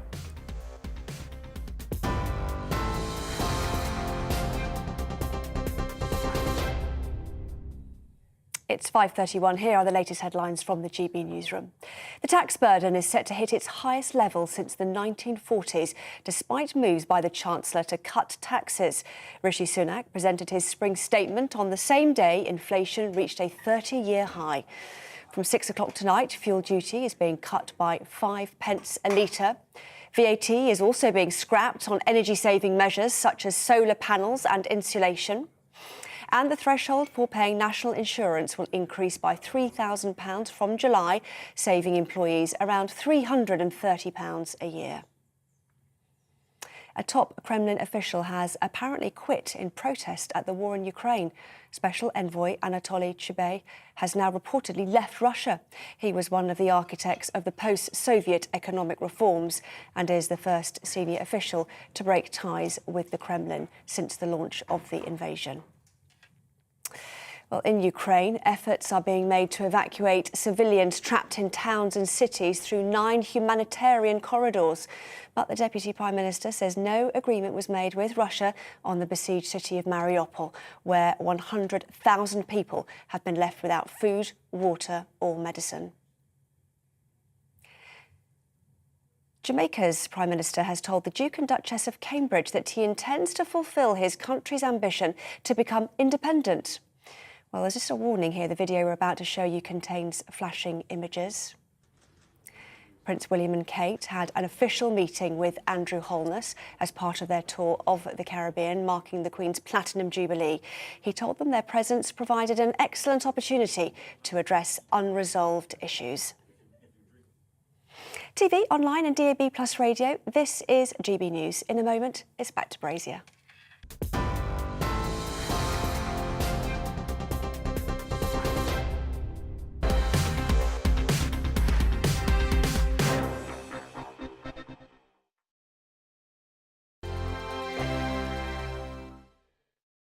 GB News is the UK's home of discussion and debate.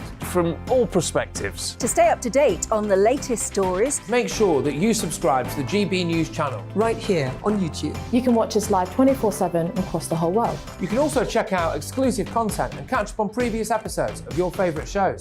Every day, we ask the questions That you'd ask, so why not add your voice to the conversation in the comments section? Don't forget to subscribe. We are GB News, Britain's news channel. Every night at 11 on GB News, we bring you the next day's stories the day before. Basically like time travel. If it's a big story, we'll cover it, guaranteed. But we'll also have some fun along the way.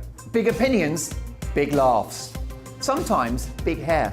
This is Headliners, the paper review show that won't send you to sleep like the others will. 11 p.m, 7 nights a week. Join us.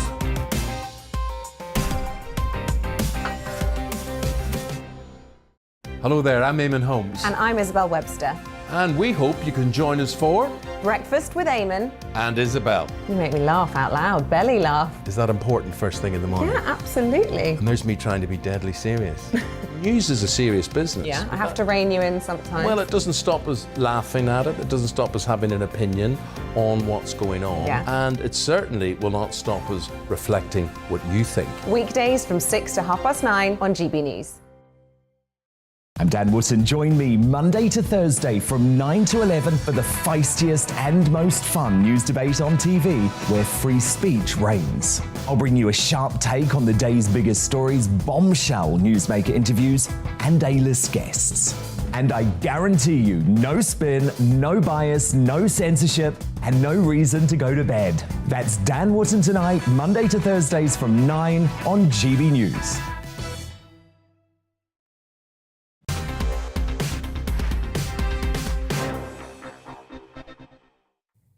Well, throughout today here on GB News, we've been analysing in detail the Chancellor's much-anticipated spring statement. However, not everyone in the Commons was impressed by Rishi Sunak's announcements. The Shadow Chancellor, Rachel Reeves, dismissed the statement as fantasy.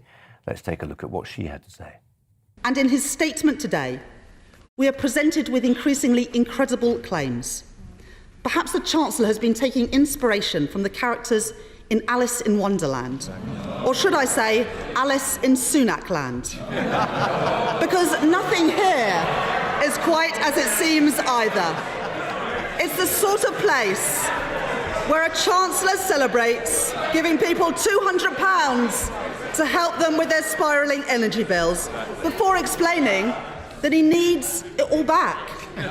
In Sunakland, the Chancellor proclaims, "I believe in lower taxes," while at the same time as hiking Alice's national insurance contributions.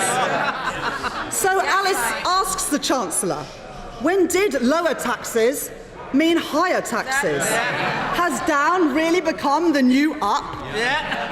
The Chancellor follows Humpty Dumpty's advice and says, when I use a word, it means just what I choose it to mean. Andrew Pearce of the Daily Mail is alongside me, just to reflect on what Rachel Reeves had to say. It's a notoriously difficult spot. It's the worst. It's the budget response, because you don't know what's coming. You base your assumptions on what you've read in the press, and it's guesswork. It's guesswork, and a lot of it they'd have got right, but you could see her rewriting as it was going along. So it's very difficult. But she had this tortured imagery of Alice in Wonderland. Where did that come from? I think it didn't work. Well, Lewis Carroll originally. Lewis Carroll, it didn't work at all. And then we're in Sunak land, and people would be thinking, who's Alice? She stuck with it, though. She stuck with it. She kept coming back to it. And they were loyally laughing on the front bench, but on the Tory benches, they were just bemused. and baffled. It didn't work. And sometimes if you think that you don't get the great laugh, boom, boom, drop it. Move on. When she was rewriting her speech, what she should have been doing was thinking, actually, you know, that clever kid in my office who came out with that brilliant idea, it's not so funny. Blue pencil. Get rid of it. Yeah. Let's move on. A sceptical shadow chancellor there, and Andrew too. But let's remind ourselves of some of Rishi Sunak's key announcements during the course of that statement today. He announced, for instance, £500 million for local authority hardship funds. You could say that was a sop to those who'd argued for an increase to match what's going on with inflation for things like the universal credit. So no uplift. Always vowed never to use that word, Andrew. I've just used uplift, increase in benefits, but £500 million for local authority hardship funds. And there you see a fuel duty cut to 5p a litre to help motorists, much trailed in advance. It's due to take effect in 21 minutes, 6 p.m. That fuel duty cut, 5p a litre to help motorists. Will your local forecourt make sure they are slashing 5p on the stroke of 6? You'll be able to tell us. Also, as you see there, the national insurance threshold, that will be increased by £3,000. So somebody who can be earning in excess of £12,500, they'll pay nout in terms of NI or income tax either. And the employment allowance, that's going to be increased to £5,000. Well, our economics editor, Liam Halligan, has this breakdown. Well, Chancellor Rishi Sunak, when he stood up at the Commons dispatch box, he echoed the Office for Budget Responsibility statement that there is, quotes, an unusually high uncertainty around the economic outlook. And here is that uncertainty. It's expressed in the growth forecast for this year. Back in October 2021, when the Chancellor stood up to give his budget statement in the Commons, he was forecasting growth, the economic expansion in a single year across the UK of 6%. That's a very chunky number, that V-shaped recovery after the pandemic lockdown was eased. He's now forecasting only growth of 3.8%. That's his forecast today. That less growth means less tax revenues, means more spending on benefits, squeezing the Chancellor, hemming in his decisions. An even more eye-catching change in the forecast concerned the cost of living, and that's on the next slide. Back in October 2021, the OBR was forecasting 4% inflation during 2022. That forecast is now 7.4%. That's an average across the year, which means we're likely to see inflation go up higher than that before it gets lower. That number captures the increase in the cost of living that so many of us are feeling when we fill up our cars and vans at the petrol station, when we go to shop for food. Another really important number which the Chancellor mentioned during his speech, high up, and it wasn't a coincidence he mentioned it early, was this, £83 billion. In the financial year 2022-23, starting this coming April, the state's going to spend £83 billion on debt interest on the money that it's borrowed, servicing that debt. That's a huge number. That's 4 times up on the year before. That's more spent on debt interest this coming year as interest rates rise and borrowing increases than we spend on education, more than we spend on defence, which is shocking, which is why the Chancellor said it in order to convey to the country, to Labour and the Tories and everyone in the House of Commons that public spending doesn't just cost money. If you borrow to spend, you have to pay the debt interest as interest rates go up. What else did the Chancellor do? He carried out what he said he would do, increasing national insurance contributions. This was something that was legislated before earlier. There was a lot of pressure on Rishi Sunak not to increase taxes in this way, but he went through with it. That 1.25 percentage point increase in national insurance contributions for employers and employees, for firms and workers, will cost somebody who pays the basic lower rates of income tax £178 a year on average, and higher rate taxpayers a chunky £715 a year. Again, that's an average number. So that was the tax rise that the Chancellor did implement, but he also implemented tax cuts. He did something called aligning the thresholds. What does that mean?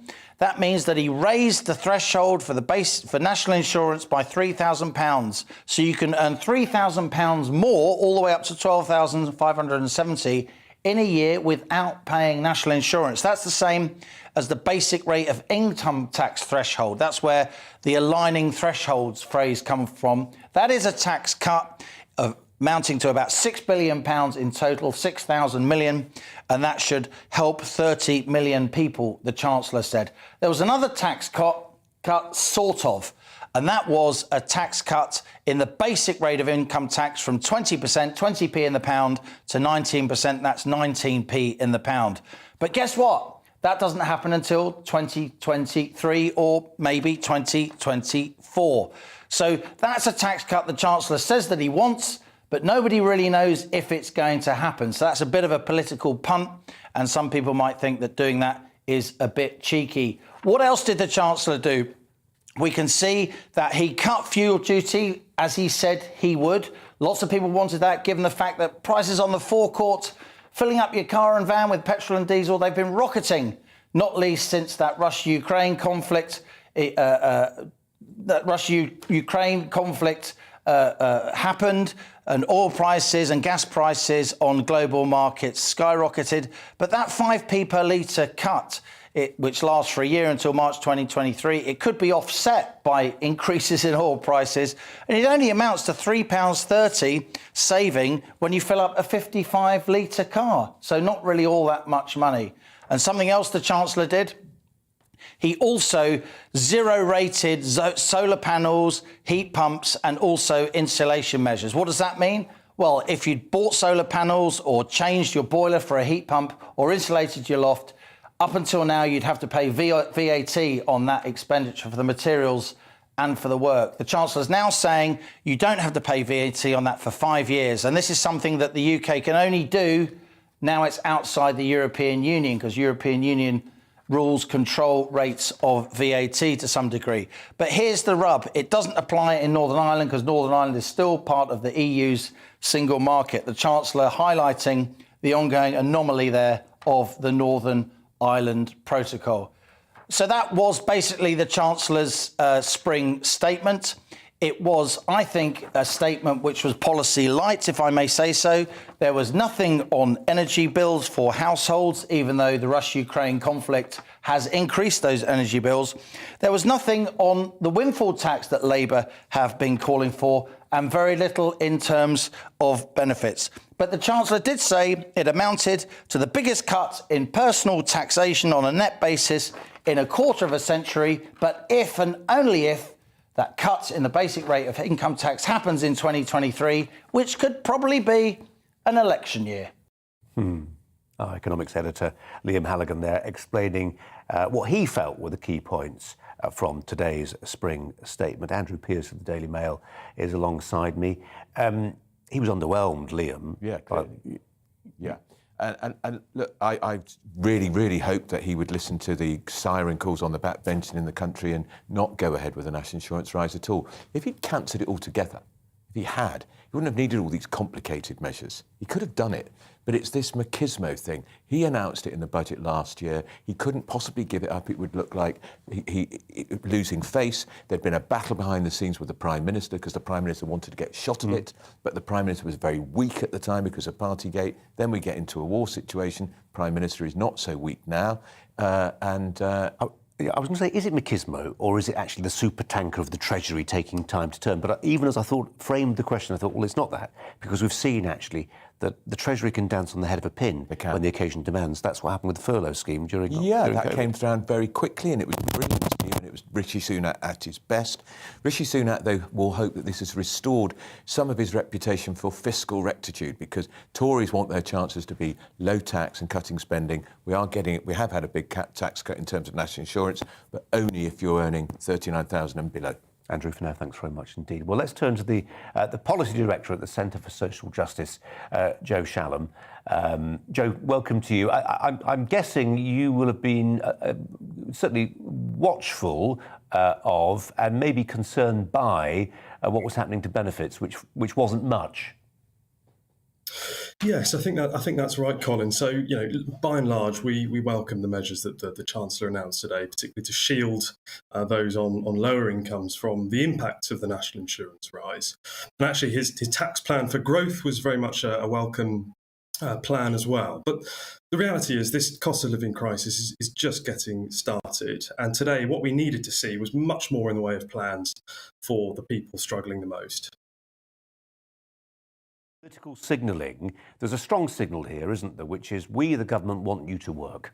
If you can earn now up to £12,500, fractionally above that, and you will not pay any income tax, nor will you now pay any national insurance. Now, setting aside some of the neediest people who, for whatever reason, can't work, that's a different story as you've outlined, but actually in terms of encouraging people to take up some of that already very substantial number of vacancies post-COVID, that this is incentivising the back-to-work process. That's certainly true, and I think, speaking from the perspective of the Centre for Social Justice, we've long argued that work is the best route out of poverty, and we certainly believe that to be true today. But the fact is, universal credit remains the very best weapon in the government's arsenal to get support directly to the people who need the help as the cost of living crisis ramps up, but also as a mechanism to help people into work and to thrive in work. And what we saw announced today was a £500 million increase to the Household Supports Fund, which, that's not a small amount of money. That will go some way to helping people in a moment of need get the support and the items that they need. But what it doesn't do, it's a handout. It's not really a hand up in terms of getting people to progress and move forward in their lives. Of how difficult the Chancellor's job is. There are so many competing demands, not least the fact he's got to pay down there's £83 billion just in interest payments in the next financial year alone. We've been talking throughout the course of this programme of some of the other competing demands for other slices of the cake, whether that's defence, whether it's energy, whatever the subject is. We've not even mentioned health and education, all those the usual stuff. And, we expect lobby groups like you, as think tanks, to come along and say, actually, remember this group. He's got to balance all those things, hasn't he? Absolutely, and I think I'd agree with what Andrew was saying earlier about, this is a Chancellor trying to show that he's a fiscally responsible Chancellor. And actually, notwithstanding the fact that there were much higher tax revenues taken in last year, it hasn't been a spending splurge today. It has been a case of let's bank some, let's release some funds now. And what we're hopeful for at the Centre for Social Justice is that as things come around and the energy prices continue to spike in the year ahead, we see the cost of living crisis really ramping up. Come the autumn budget, that the Chancellor will have some additional firepower ready to redress some of those issues. And actually, just to mention one final point in terms of us speaking out about a certain group of people, we released a report earlier in the week which highlighted the profound issues that people are facing at the sharpest edge of the cost of living crisis, where we're now seeing an estimated 1 million people turning to illegal lenders as a result of the difficulties that they're facing financially. And so amid the fiscal changes that we're seeing and the measures that have been announced today, we really have to be clear as a society and as a government as well, that there are real problems facing those at the bottom end of the income spectrum that need a plan specifically for them. Joe Shallam, you've spoken up for them. Thanks very much indeed.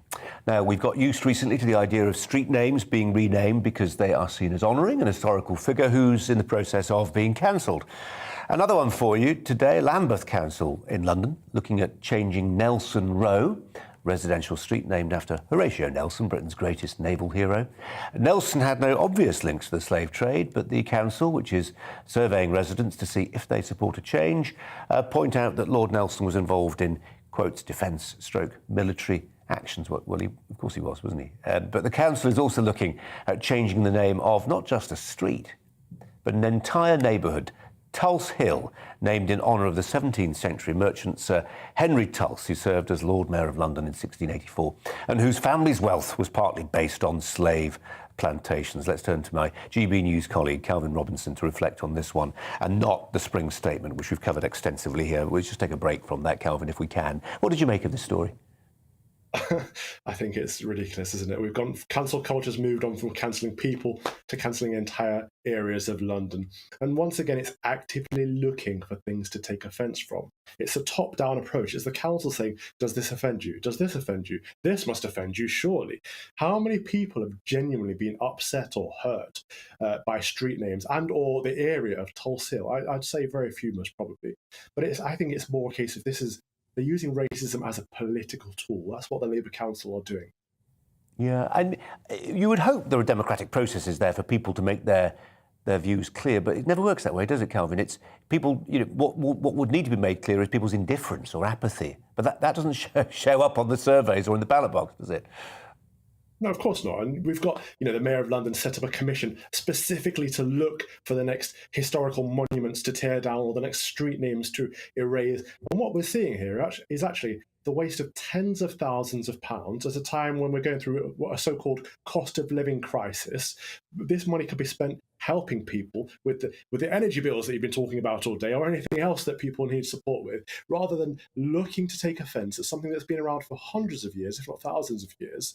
I mean, let's not skate around it. Slavery was a great evil, and the transatlantic slave trade was one of the worst periods of slavery in human history. Not the only one, but one of the worst. Of course, we should talk about it in history in schools. Of course, we should acknowledge the parts of our past that we're ashamed of.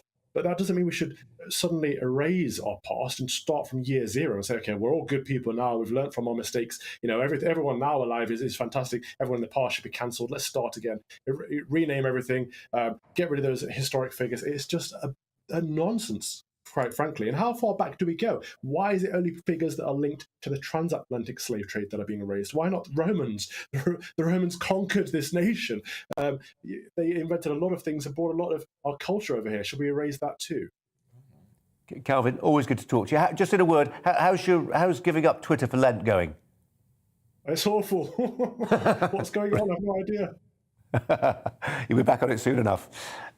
Calvin, thanks very much indeed. Calvin Robertson, Andrew Pearce alongside me for some final thoughts. I want to reflect not on Tulse Hill. Well, no, do reflect on Tulse. It's ridiculous, isn't it? Have you ever heard a great clamour from people who live in Tulse saying, we must get our borough changed, their name changed? Nobody's asking for it. And it seems like there's a little team of people in council offices going through street names thinking, I wonder if this will offend anyone. You've not heard the department for going through, listen. No. Exactly. Coming up to 6 o'clock, at 6 o'clock, that's when the government's 5p cut in fuel duty is meant to kick in. Yeah. I'm not recommending that people park up. There'll be queues on forecourts, up and down the But land. people ought to be, I mean, maybe the Daily Mail will take a view on this, Yeah. but the big petrol retailers could do far worse. There's a lot of clamour for windfall taxes. I hope they're on it. I hope they're making sure that those numbers flick over down 5p on the stroke of 6 o'clock. And fuel prices have been dropping slightly on the market anyway, so we should see probably a bigger drop than 5p. Andrew Pearce, as ever, really appreciate you coming in today on Spring Statement Day. Really appreciated it. We've got much more news coming up. Stay tuned. Jubes & Co. is next, reflecting a little bit more on today's Spring Statement. Stay with us. Hello, Alex Deakin here with your latest weather updates. Plenty of sunshine around today and more to come over the next few days, even into the weekend, staying dry and sunny and pretty warm by day. The nights, though, still a little chilly. High pressure is responsible, sitting just to the east of us at the moment, but it's slowly moving back towards the UK. It's going to be sitting right over us through Friday and the weekend. There will be a little bit more clouds spilling in through the evening and overnight into western Scotland, maybe Northern Ireland too. And we could again see some mist and fog patches over parts of northeast England down towards Lincolnshire. One or two very isolated showers today. They're fading away overnight. We could just see one or two more creeping into western Scotland. For most, though, dry and clear and chilly. Temperatures down to 1 or 2 degrees, even in towns and cities. Some rural spots likely to see a few pockets of frost on Thursday morning. Could be a few patches of mist and fog as well, but again, they should be gone by mid-morning. A cloudier day for Northern Ireland, western Scotland. And again, the very small chance of seeing an isolated shower over northern England, but the vast majority dry and fine and warm again after that chilly start by the afternoon, 16 to 18, maybe 19 in the London area. We could again see 20 Celsius. One or two scattered showers across northeast Scotland through the evening, but again, they should fade away, as should any of those showers over northern England too. So again, dry and clear for much of the night as we head into Friday. And again, a little bit chilly first thing on Friday, but then again, a fine day with plenty of blue sky, plenty of sunshine around, a bit more cloud at times, maybe for southern Scotland, Northern Ireland, maybe a bit misty around some coasts of Northern Ireland too, but generally another warm one. Temperatures well above average for the time of year, 7 or 8 degrees above in places, peaking in the mid to high teens once more. That high pressure, as I said, is moving in and likely to stick around even into the weekend. So chilly nights, fine, warm, sunny conditions by day. Hello, I'm Alastair Stewart, and I'd invite you to join me at noon on Saturdays and Sundays for Alastair Stewart and Friends. I've been in this business for over 40 years. Now, here at GB News, I've never been happier. I get to choose the big stories that really interest me. We hear what you have to say, and you hear what I have to say.